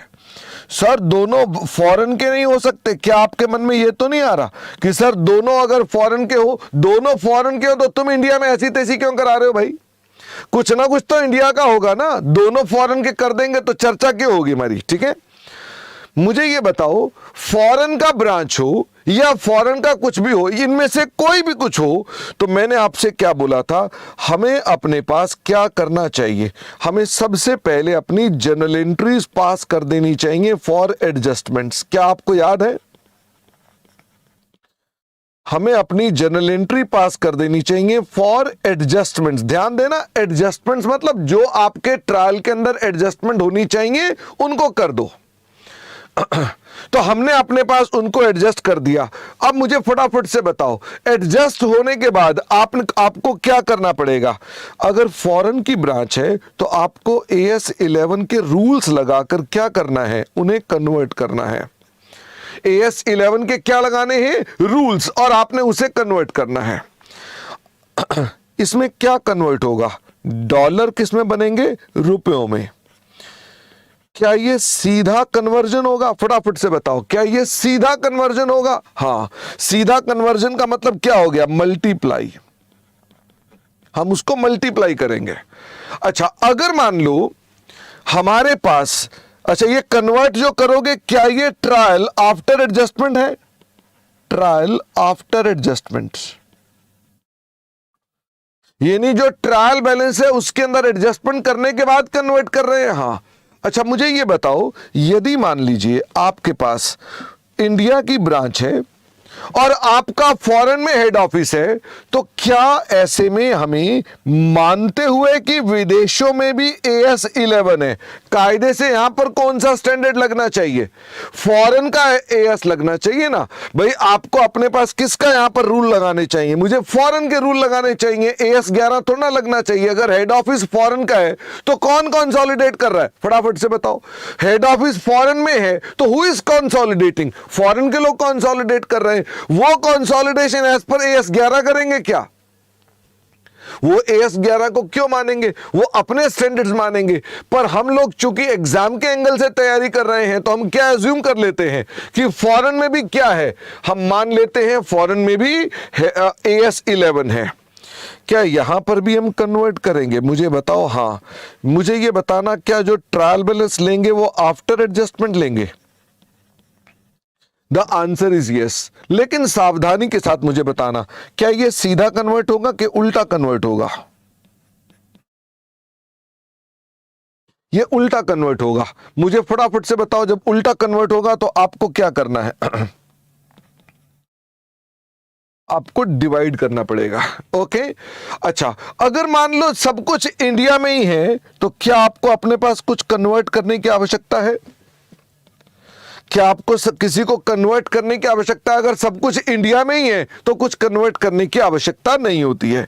मैं आपको एक बात कहना चाहता हूं, जब आप इन्हें कन्वर्ट करते हो तो आपको इसके लिए AS11 के कुछ रूल्स पता होने चाहिए। दो तरह की ब्रांचेस होती हैं, फटाफट से बताओ।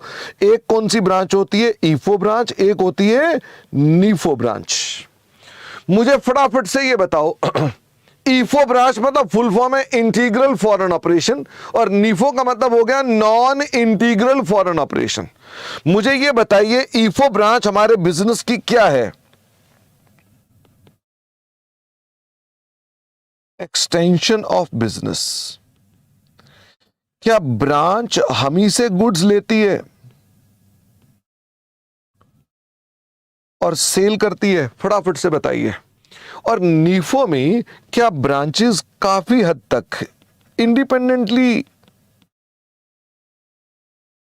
परचेज करती हैं और इंडिपेंडेंटली सेल करती हैं? The answer is yes.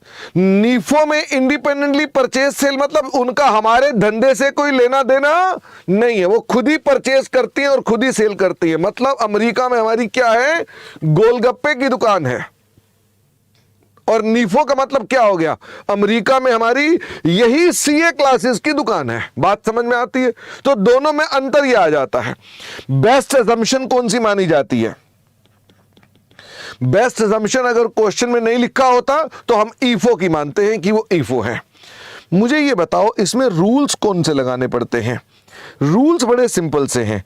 हम अपनी ऑल इनकम्स, ऑल एक्सपेंसेस, चाहे ईफो है चाहे नीफो है, किस रेट पर कन्वर्ट करेंगे?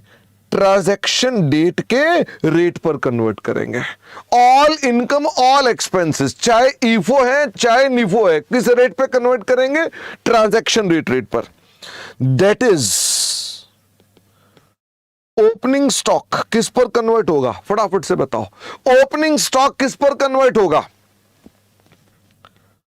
Opening rate. डेप्रीसिएशन जो कि सिस्टमैटिक एलोकेशन ऑफ कॉस्ट है, यह किस पर कन्वर्ट होगा, फटाफट से बताओ। डेप्रीसिएशन किस पर कन्वर्ट होगा? जिस पर आपने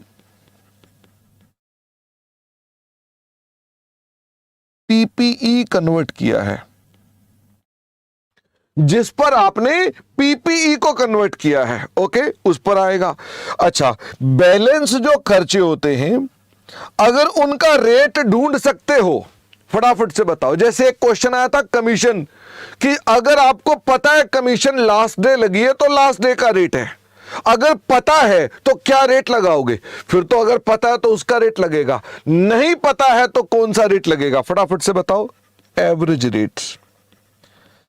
इफ ट्रांजैक्शन रेट मिसिंग, क्या मैं ठीक बोल रहा हूं? अगर ट्रांजैक्शन रेट मिसिंग है तो आप अपने पास इस तरह से काम करेंगे। मुझे फटाफट से बताओ, हम इसके अलावा अपने पास और कौन कौन सी आइटम है? थोड़ा सा इसको रब करना पड़ेगा मुझको, क्योंकि मैंने इसके अंदर ना लाइन पहले लगा दी, तो हम आगे चलते हैं।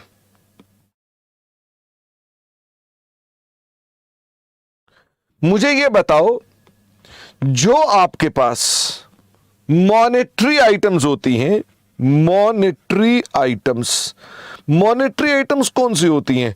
जो किसी कॉन्ट्रैक्चुअल एसेट्स होते हैं या कॉन्ट्रैक्चुअल लायबिलिटीज होती हैं।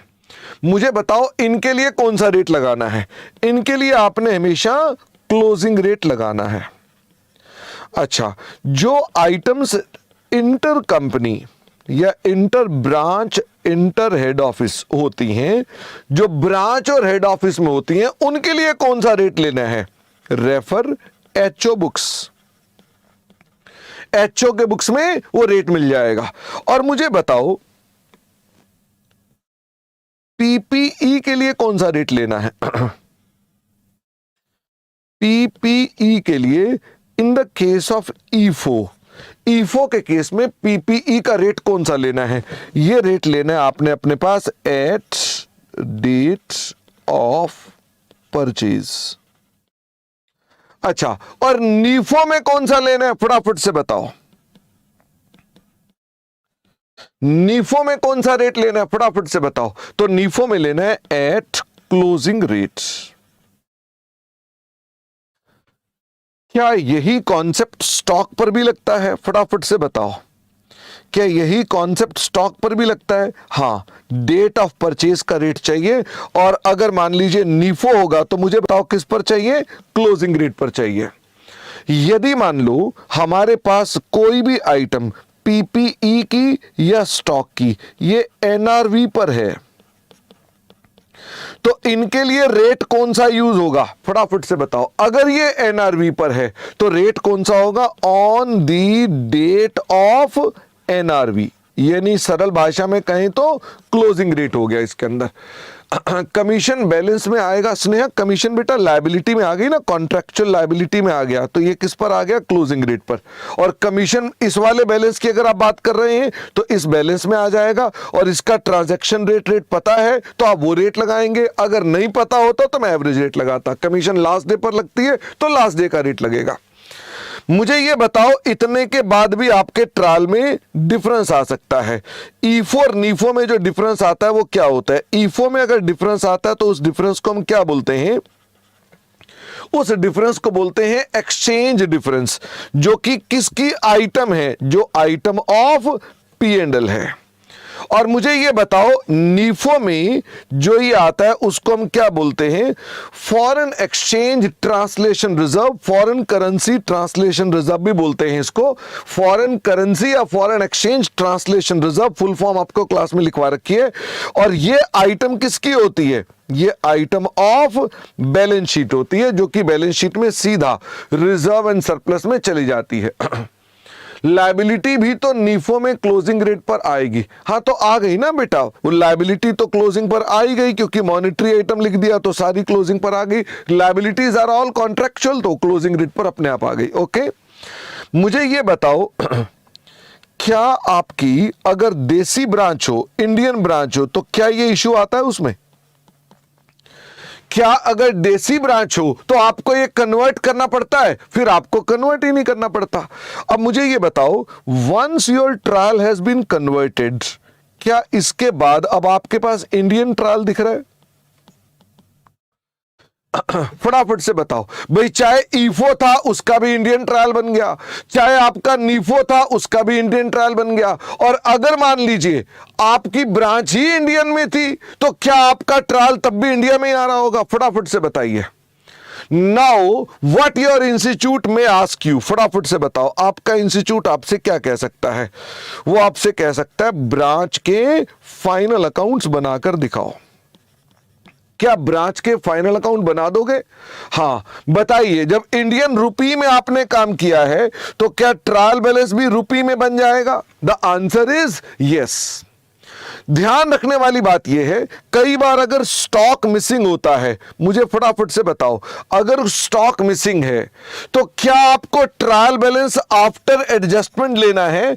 तो अगर स्टॉक मिसिंग है तो स्टॉक को कैलकुलेट करना पड़ेगा। अगर स्टॉक मिसिंग है तो स्टॉक को कैलकुलेट करना पड़ेगा। हाँ, मुझे यह बताना स्टॉक किस में कैलकुलेट होगा, क्योंकि आप अपने पास डॉलर में काम कर रहे हैं तो स्टॉक किस में कैलकुलेट होगा? डॉलर में कैलकुलेट होगा। यहीं पर एक मुद्दा आया था, अगर सवाल में कोई ऐसी एडजस्टमेंट है जिसका अमाउंट मिसिंग है, जैसे कमीशन मिसिंग है, तो क्या कायदे से रूल वाइज कमीशन डॉलर में निकलेगी कि रुपये में निकलेगी? फटाफट से बताओ।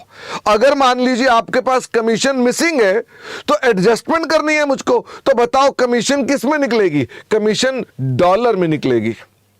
चूंकि हमारा इंस्टीट्यूट वो हमेशा आपसे कह देगा तो हम पहले डॉलर में निकालकर अपना सवाल करेंगे।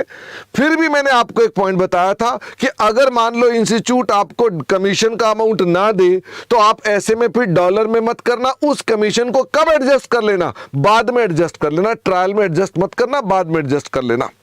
मुझे फटाफट से ये बताओ, ब्रांच के फाइनल अकाउंट आपने बना दिए तो क्या इसमें ट्रेडिंग अकाउंट भी बन जाएगा? हाँ। P&L अकाउंट भी बन जाएगा? हाँ। ब्रांच की बैलेंस शीट भी बन जाएगी? फटाफट से बताओ। ब्रांच की बैलेंस शीट भी बन जाएगी? हाँ। हमारा इंस्टीट्यूट क्या इसके अंदर आपको अक्सर सवाल देता रहता है और ये मांगता रहता है? हाँ।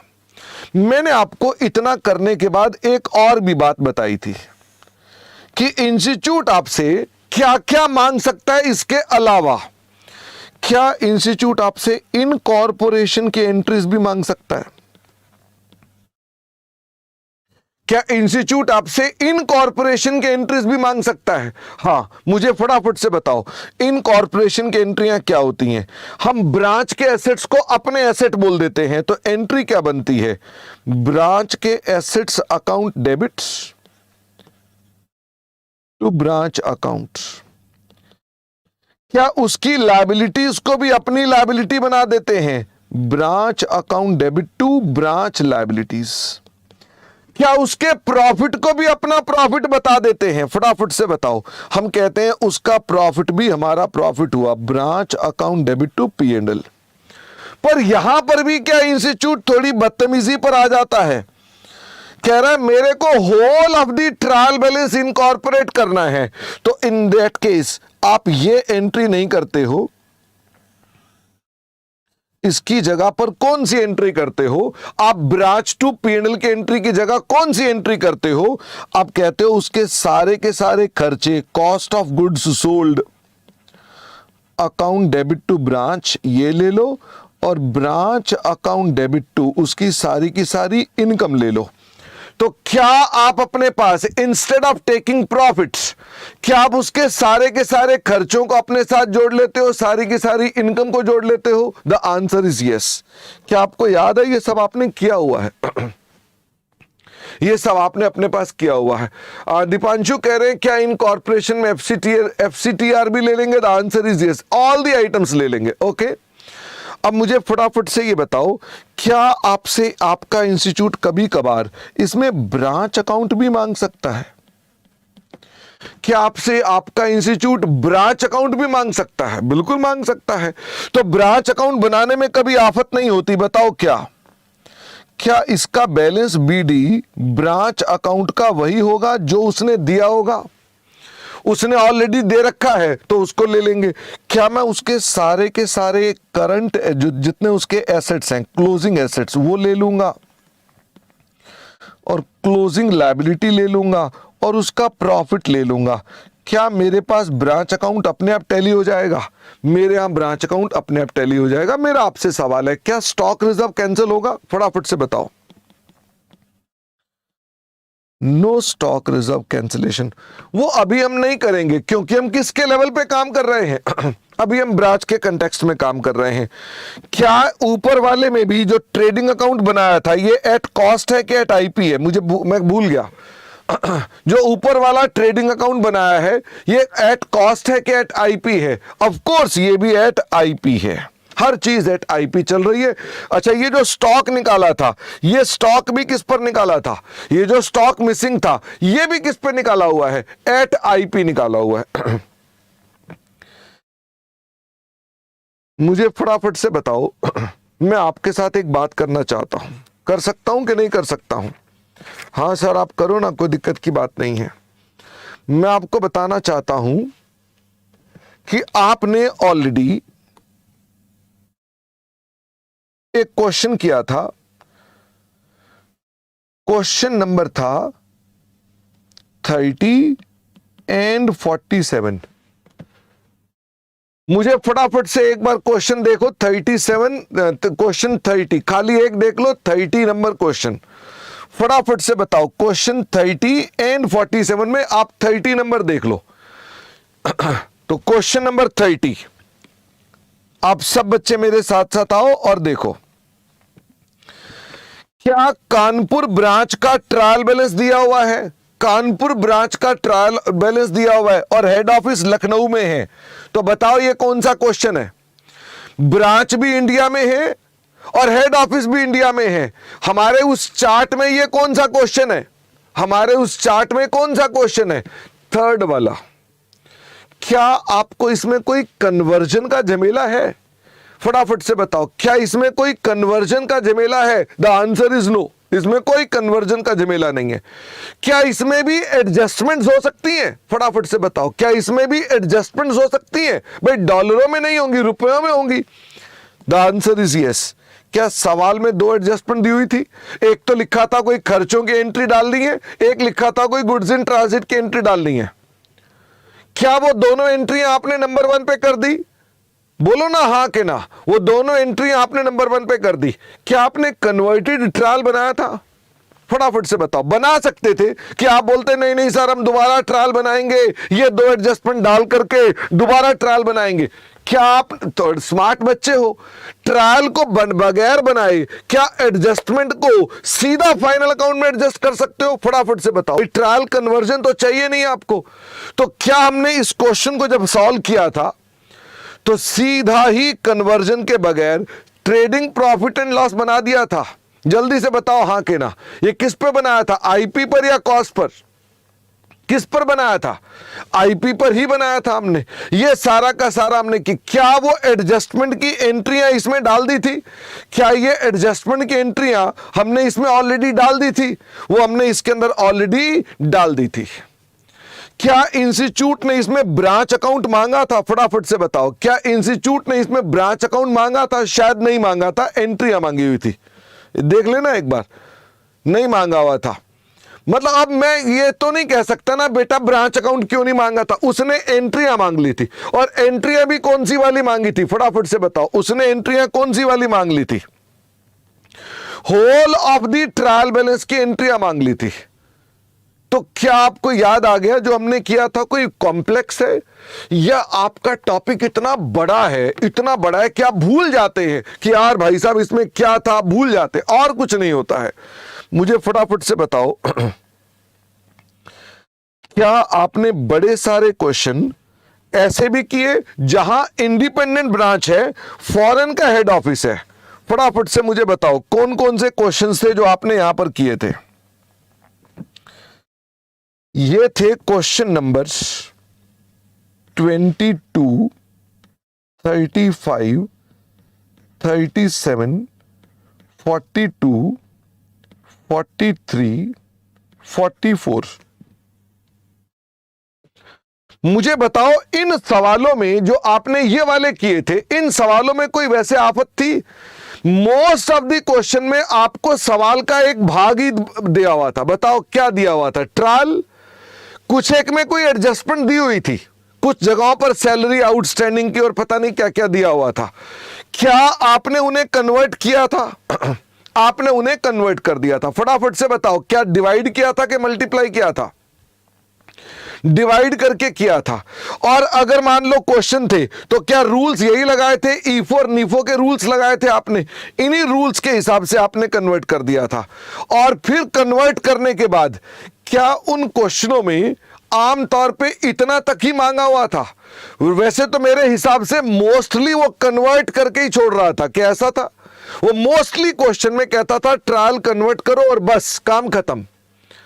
कुछ कुछ सवालों में ट्रायल कन्वर्ट करने के बाद फाइनल अकाउंट भी बनाने को बोल रहा था, तो वो भी आपने बना लिए। पर भूल ना जाना, क्या उन सवालों में इंस्टीट्यूट बदतमीजी पर आता तो क्या उन सवालों में भी इनकॉर्पोरेशन एंट्री मांग सकता था?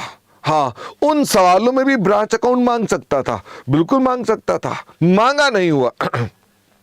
अच्छा, मुझे फटाफट से बताओ, फॉरेन ब्रांच वाले सवालों में भी आपने सवाल किए थे। मुझे बताओ कौन कौन से सवाल थे जो फॉरेन ब्रांच वाले थे। फॉरेन ब्रांच वाला क्वेश्चन था question 21, question number 48, question number 49, question number 65, question number 71, question number 52, question number 66, question number 55। मुझे एक बात बताओ, अभी अभी आप कौन सा क्वेश्चन कर रहे थे? शायद क्वेश्चन 54। क्या क्वेश्चन 54 यहां तक आया था? फटाफट से बताओ। क्वेश्चन 54 यहां तक आया था। क्वेश्चन 54 में आपसे उसने मांगा था ये बना करके दिखाओ। ओके, क्या इसके अलावा क्वेश्चन 34 यहां तक आ गया था? क्या क्वेश्चन 34 ब्रांच अकाउंट तक उसने पूछ लिया था? 34 नंबर में ब्रांच अकाउंट तक पूछ लिया था, यानी कि वो आगे तक ले आया था आपको उसके अंदर। वैसे बताओ, क्या मोस्ट ऑफ द क्वेश्चन ऊपर ही खत्म हो गए थे? कन्वर्जन तक के ही मोस्टली क्वेश्चन थे कि खाली कन्वर्ट कर दो। पर मेरे बच्चों, क्या आपको ये पता नहीं होना चाहिए कि हाँ, क्वेश्चन आगे तक कहीं भी जा सकता है? मुझे ये या तो लिख के दे दो कि शर्मा जी ये चीजें आएंगी नहीं, फालतू पढ़ा रहे हो। मुझे बताओ, आप में से कईयों को लग सकता है सर बड़ा लॉफ्टी चैप्टर है ये, तो मेरी गलती है क्या इसके अंदर? अगर आपका इंस्टीट्यूट आपसे कुछ भी पूछ सकता है तो आपको कुछ भी आना चाहिए। आप ये नहीं कह सकते कि नहीं नहीं ऐसे कैसे। हाँ, क्या इसमें अगर एक बच्चा लिमिटेड तैयारी कर रहा है तो उसको झमेले में पढ़ने की जरूरत ही नहीं है? फटाफट से बताओ, अगर एक बच्चा लिमिटेड तैयारी कर रहा है, ऐसे क्वेश्चनों को छोड़ ही दो। 54 नंबर को छोड़ दो, 34 नंबर को छोड़ दो और कन्वर्ट करने वाले सवाल 4-5 कर लो, रट्टा लग गया, काम खत्म। कॉन्सेप्ट की हो गई ऐसी तैसी, बाकी कोई दिक्कत नहीं है। क्या आप अगर लिमिटेड काम करेंगे तो आप कॉन्सेप्ट का एक पार्ट लर्न कर लो कि भाई ये ऐसा ऐसा होता है, तो वो भी कर सकते हो। तो क्या आप में से बहुत सारे बच्चे बाद में यही करते हैं? उनको लगता है अरे छोड़ो इस कॉन्सेप्ट को भाई साहब, इतना कर लो बहुत है। और रियलिटी में क्या हम इसीलिए बदनाम भी हैं कि हम सारा कराते हैं, इसीलिए बदनाम है? वो कहना शर्मा जी की तो क्लासें बहुत ज्यादा हैं। अब क्या करें शर्मा जी, छुड़वा दें क्या? ये आपकी स्टडी का पार्ट है, छुड़वा कैसे दें? तो आप मेरी बात समझे, मैं आपको इस बात की फिर से गारंटी दे रहा हूं, आप कोई भी कॉन्सेप्ट हमारी क्लास में छोड़कर नहीं जा रहे हैं। अपने में हिम्मत लाओ, करने की हिम्मत लाओ, पेशेंस के साथ आप तैयारी करो, अच्छे से तैयारी करो, रैंक लेकर आओ। जीवन में कब मौके मिलते हैं आप लोगों को? आपको यह भी प्रूव करना है, अपने रिश्तेदारों को, अपने दोस्तों को, अपने मित्रों को, सबको प्रूव करना है आपने। आप कैसे कंजूसी से काम कर सकते हैं? ओके, मैं ये इसलिए बोल रहा हूं क्योंकि आप में से कुछ बच्चे ग्रुप में बोल रहे थे अरे यार अकाउंट्स में तो इतनी सारी क्लासें हैं। तो है ना भाई, क्या कर सकते हैं उसके अंदर? और हमने, आप अच्छी तरह नोटिस कर रहे होंगे, क्या मैं आपको भगा रहा होता हूं? मैं आराम से चलता हूं और मैं आपको भी कहता हूं आराम से चलो, कोई जल्दी नहीं है। हमें कोई मतलब नहीं है, we are not under pressure की फटाफट करना है, हमें अच्छे से करना है, अच्छी प्रैक्टिस करनी है और हम तभी रैंक लेकर आएंगे। बात समझ में आती है? रैंक लाना है तो आपको मेरी पद्धति पालन करना पड़ेगा। रैंक हमारे ही बच्चों का आ रहा है, आप ये भी नोटिस कर लेना, रैंक हमारे ही बच्चों का आ रहा है, मेहनत कर रहे हैं तो आ रहा है, आपको भी इस बात का ध्यान रखना है। अब मुझे ये बताओ, मैंने अभी भी इंडिपेंडेंट ब्रांच में एक चर्चा नहीं की है, अब क्या नहीं की है? अभी भी रह गई है। क्या अभी तक जितने भी क्वेश्चन किए उसमें सिर्फ ब्रांच का ट्रायल होता था? हां, अब क्या प्रॉब्लम आने वाली है? अब प्रॉब्लम आने वाली है कि हेड ऑफिस का भी ट्रायल होगा। हेड ऑफिस का भी ट्रायल बैलेंस आपको साथ में दिया जाएगा। मेरे को एक बात बताओ, चाहे फॉरेन की हो चाहे किसी का भी हो, आपको अपने पास ब्रांच ट्रायल में तो सब कुछ वही करना है जो पहले भी था। चलते जाओ चलते जाओ चलते जाओ चलते जाओ, यहां तक आप पहुंच गए। क्या यहां तक पहुंच गए ब्रांच के फाइनल अकाउंट्स तक? क्या यहां तक काम सेम है? फटाफट से बताओ, क्या ब्रांच का ट्रेडिंग अकाउंट, P&L अकाउंट और बैलेंस शीट बन सकती है? Deepanshu, FCTR is reserve, it is not liability. और FCTR हमारे पास जिस डेट को बनाया था उसी डेट के रेट पर कन्वर्ट होकर हमारे साथ इनकॉर्पोरेट हो जाएगा, ठीक है? और दीपांशु, मुझे क्या लगता है, पहले भी इस बारे में मेरा फ्लो न तोड़ो और हम इसको आगे करते हैं, ठीक है? मुझे फटाफट से बताओ, अगर मान लो मैं आपको ये कहूं इन दोनों में फर्क क्या है, इन दोनों में फर्क क्या है, उसी को तो डिस्कस करूंगा ना मैं। इन दोनों में फर्क क्या है? जो ये दो केस आपको दिख रहे हैं, इनमें फर्क क्या है? सिर्फ एक ही तो आइटम एक्स्ट्रा जुड़ गई है, बताओ क्या? एक ही तो चीज एक्स्ट्रा जुड़ गई है, क्या? हेड ऑफिस का भी ट्रायल बैलेंस जुड़ गया है। आर्यन, अब ध्यान से नोटिस करें, ये ब्रांच का ट्रायल है तो मैंने बोला यहां पर भी ब्रांच का ट्रायल है प्लस हेड ऑफिस का ट्रायल है, तो नया क्या है इसमें? इसमें नया तो सिर्फ एक आइटम है कि कभी कभार उन्हीं क्वेश्चनों में जो तुम कर रहे थे हेड ऑफिस का भी ट्रायल दे दिया जाएगा। तो मैंने आपको बोला कि ब्रांच के ट्रायल का ट्रीटमेंट तो वही होगा जो तुम पहले कर रहे थे। फटाफट से बताओ, ब्रांच का ट्रायल फॉरेन में है, रुपयों में कन्वर्ट करो, फाइनल अकाउंट बनाओ। ब्रांच को डॉलरों में काम करना है, कन्वर्ट करो, यहां तक लेकर आओ। क्या यहां तक सवाल पहुंचा दोगे? ब्रांच के ट्रायल बैलेंस को देखकर ये यहां तक का काम तो वही है। हमें अब कुछ नया काम करना है। फटाफट से बताओ, नया काम क्या होगा? क्या मुझे यहां पर एक और चीज बनानी पड़ेगी? बताओ, आप अपनी कॉमन सेंस लगाओ और मुझे बताओ क्या बनानी पड़ेगी। मुझे branch trading P&L balance sheet के अलावा क्या बनाना पड़ेगा? क्या मुझे हेड ऑफिस का भी ट्रेडिंग अकाउंट बनाना पड़ेगा, P&L बनाना पड़ेगा और बैलेंस शीट बनानी पड़ेगी? The answer is yes. Please tell me, क्या हेड ऑफिस के ट्रायल में हेड ऑफिस की कोई एडजस्टमेंट्स हैं तो करनी पड़ेंगी कि नहीं करनी पड़ेंगी? फटाफट से बताओ, ये कहां से बनेगा? From HO trial. हम कहां से बनाएंगे? HO trial. ध्यान से बताओ, HO ट्रायल कौन सा? After any adjustments. क्या हो सकता है हेड ऑफिस के ट्रायल में भी कोई एडजस्टमेंट्स हो? हेड ऑफिस के ट्रायल में भी एडजस्टमेंट्स हो सकती हैं, तो वो भी हमें करनी पड़ेंगी। मैं आपको ये कहना चाहता हूं, ये बैलेंस शीट बिना बनाए भी काम हो जाता है। शॉर्टकट्स। क्या मैं इसका काटा लगा दूं? आप बनाएं, कोई दिक्कत की बात नहीं है, क्योंकि सवाल ऑलरेडी लेंदी होते हैं तो ये हम बनाते नहीं हैं। हम हेड ऑफिस की बैलेंस शीट नहीं बनाते हैं। ओके, अब आप कहेंगे सर ये नहीं बनाओगे तो कैसे बात बनेगी? मैंने कहा बनाऊंगा, कहीं और बनाऊंगा। हम हेड ऑफिस की बैलेंस शीट को अलग नहीं बनाते हैं। एक बात बताओ, ये दोनों बनने के बाद इंस्टीट्यूट को क्या कहना चाहिए? ये दोनों बनने के बाद इंस्टीट्यूट को क्या कहना चाहिए? उसे कहना चाहिए ना, आप इन्हें क्या करो, कंसोलिडेट। ओ माय गॉड, इन्हें क्या करना पड़ेगा, इन्हें कंसोलिडेट करना पड़ेगा। तो क्या ट्रेडिंग अकाउंट कंसोलिडेट हो जाएंगे, फटाफट से बताओ।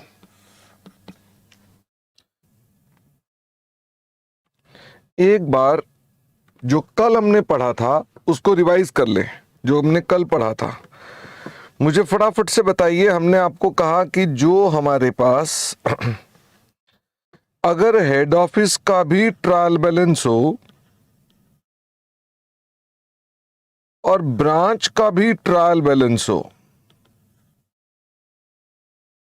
तो भाई ब्रांच के ट्रायल बैलेंस से क्या हम फाइनल अकाउंट्स बना सकते हैं? ब्रांच के ट्रायल बैलेंस से फाइनल अकाउंट बना सकते हैं, और ऑफ कोर्स हेड ऑफिस के ट्रायल बैलेंस से भी फाइनल अकाउंट बना सकते हैं। तो हमने अपने पास ऑब्जेक्टिव यह है कि इन्हें क्या करना है, कंसोलिडेट करना है। तो मुझे बताइए इसकी कंसोलिडेशन कैसे कैसे होगी? क्या ट्रेडिंग अकाउंट दोनों के कंबाइन कर सकते हो आप, हेड ऑफिस का, ब्रांच का और टोटल? तो मुझे बताइए क्या इनके तीनों के ट्रेडिंग अकाउंट कंसोलिडेट हो जाएंगे? और इसमें मजे की बात बताओ क्या है, क्या गुड्स सेंट कॉन्ट्रा कैंसिल हो जाएंगे? इसमें गुड्स सेंट जो होंगे वो कॉन्ट्रा कैंसिल हो जाएंगे। नंबर 2, हम बनाएंगे प्रॉफिट एंड लॉस अकाउंट। किस किस का? फिर से हेड ऑफिस का, ब्रांच का एंड टोटल का। इसमें कोई प्रॉब्लम नहीं आती है। फिर हम बनाएंगे अपने पास P&L का एडजस्टमेंट अकाउंट। मुझे बताओ P&L के एडजस्टमेंट अकाउंट के अंदर ये जो बनाएंगे ये हम टोटल बेसिस पर बनाएंगे। टोटल बेसिस मतलब ये हेड ऑफिस का अलग नहीं होगा, ब्रांच का अलग नहीं होगा, ये टोटल बेसिस पर होगा। मुझे फटाफट से बताओ, इसके अंदर हमने अपने पास लिख दिया net profit from P&L account. जो आपका P&L का प्रॉफिट है वो यहां आ जाएगा। इसमें और क्या क्या प्रॉब्लम्स आ सकती हैं? क्या ओपनिंग स्टॉक रिजर्व कैंसिल हो जाएगा? हाँ, ये आपको कहां पर मिलेगा? क्या ये हेड ऑफिस के ट्रायल बैलेंस में अवेलेबल होगा? ये हेड ऑफिस के ट्रायल बैलेंस में अवेलेबल होगा, आपने इसे कैंसिल कर देना है। अगर मैं आपसे जनरल एंट्री बोलूं तो इसकी एंट्री क्या बन गई? आप स्टॉक रिजर्व को कैंसिल कर रहे हैं तो एंट्री क्या बन गई? Stock reserve account debits. Dependent में आप लिखते थे टू ब्रांच अकाउंट्स, लेकिन अब आप इंडिपेंडेंट में क्या लिखते हैं? P&L। यानी स्टॉक रिजर्व की एडजस्टमेंट कहां होती है? ब्रांच में नहीं होती है, P&L में होती है। मुझे बताओ क्या आपको अपने पास यहां टू स्टॉक रिजर्व भी डालना पड़ेगा? ये क्लोजिंग स्टॉक रिजर्व है, this is your closing stock reserve. मुझे फटाफट से बताओ ये जो क्लोजिंग स्टॉक रिजर्व है ये क्या आपको बनाना पड़ेगा? We will have to create it. जब मैं आपसे कहता हूं इसे क्रिएट करना पड़ेगा तो आपको क्या देखना है? अगर हमने मतलब हम अपनी बात कर रहे हैं जो अकाउंट्स बना रहे हैं, अगर हमने गुड्स सेल कर रखे हैं एंड मतलब हमने माल बेचा था and other party has still held such goods as stock. हमने माल बेचा था, कंडीशन क्या है? हमने माल बेचा था और वो माल अभी तक दूसरे के पास पड़ा हुआ है and we had earned profit on it. जो हमने कल एक क्वेश्चन किया था, हमने स्टॉक रिजर्व नहीं बनाया था। फटाफट से बताओ हमने स्टॉक रिजर्व क्यों नहीं बनाया था? हमने गुड्स सेल कर रखे थे, हमने प्रॉफिट कमा रखा था। उसमें लिखा था कि हमारे पास जो स्टॉक है वो उसका स्टॉक है ही नहीं है, दूसरी पार्टी का। ये नहीं कि हमारे पास, ये भी जरूरी है ना कि वो स्टॉक क्या होना चाहिए? अभी भी हेल्ड होना चाहिए। अगर स्टॉक भी है और वो हमने परचेज कर रखा था और वो प्रॉफिट भी दूसरी पार्टी ने कमाया हुआ था, हम तब क्या करेंगे? देन क्रिएट स्टॉक रिजर्व, हम उस पर स्टॉक रिजर्व बनाएंगे। उसकी जर्नल एंट्री क्या होती है फटाफट से बताओ। अगर मैं आपसे पूछूं इसकी जर्नल एंट्री, तो इसकी एंट्री क्या होगी? P&L account debit to stock reserve, ये आपकी एंट्री बन जाएगी। मुझे बताओ एडजस्टमेंट अकाउंट में और क्या चीज हो सकती है? क्या एक्सचेंज डिफरेंस अगर हो वो भी आ सकता है। वो एक्सचेंज डिफरेंस डेबिट में भी हो सकता है, क्रेडिट में भी हो सकता है। अगर मान लीजिए होगा तो वो भी डाल देंगे। समीक्षा बेटा मेरी बात सुनो, हम ना बार बार इन चीजों को रिपीट नहीं करेंगे। ऑफ कोर्स आपको पेशेंस रखनी पड़ेगी, क्लास के एंड में बताएंगे अब आपने क्या करना है, ठीक है ना। ऐसा नहीं होगा कि कोई भी आदमी, मैंने ऑलरेडी इस पर एक बार बता दी हमारी क्लासेस कैसे कैसे होंगी, मिस कर गए होल्ड ऑन करें, मेरे टॉपिक को बीच में डिस्टर्ब ना करें। अच्छा, और मुझे बताओ क्या ये एप्रोप्रिएशन की आइटम्स भी कोई आएंगी? कोई एप्रोप्रिएशन की आइटम्स अगर हैं तो वो भी चली आएंगी। मुझे फटाफट से बताओ डिफरेंस जो आएगा वो क्या आ जाएगा? दैट इज नेट प्रॉफिट्स, वो हमारा नेट प्रॉफिट है। मुझे फटाफट से ये बताइए कि मैं अपने पास इसके बाद भी क्या बनाऊंगा? इसके बाद बनाऊंगा मैं बैलेंस शीट। ध्यान रखना बैलेंस शीट जो बनेगी वो क्या बनेगी? कंबाइंड। हेड ऑफिस की भी एंड बैलेंस ब्रांच की भी ये बैलेंस शीट क्या हो जाएगी? कंबाइन हो जाएगी। अब मुझे फटाफट से ये बताओ कि इसके अंदर हम अपने पास क्या all assets, all liabilities of branch को कंबाइन कर देंगे। हम उन्हें कंबाइन कर देंगे, किसके साथ कंबाइन कर देंगे? एचओ के साथ। और प्रॉफिट हम कहां से ले लेंगे? प्रॉफिट हम ले लेंगे P&L एडजस्टमेंट अकाउंट से। और मुझे ये बताओ स्टॉक रिजर्व को क्या करोगे? जो क्लोजिंग स्टॉक रिजर्व था इसका क्या करोगे? विल बी डिडक्टेड, इसे डिडक्ट कर दिया जाएगा। कहां से डिडक्ट कर दिया जाएगा? फ्रॉम क्लोजिंग स्टॉक, ये क्लोजिंग स्टॉक से डिडक्ट कर दिया जाएगा। तो these can be the only problems. वैसे इसके अंदर हमारे पास कोई ये मुश्किल काम नहीं है, नयापन था इसमें।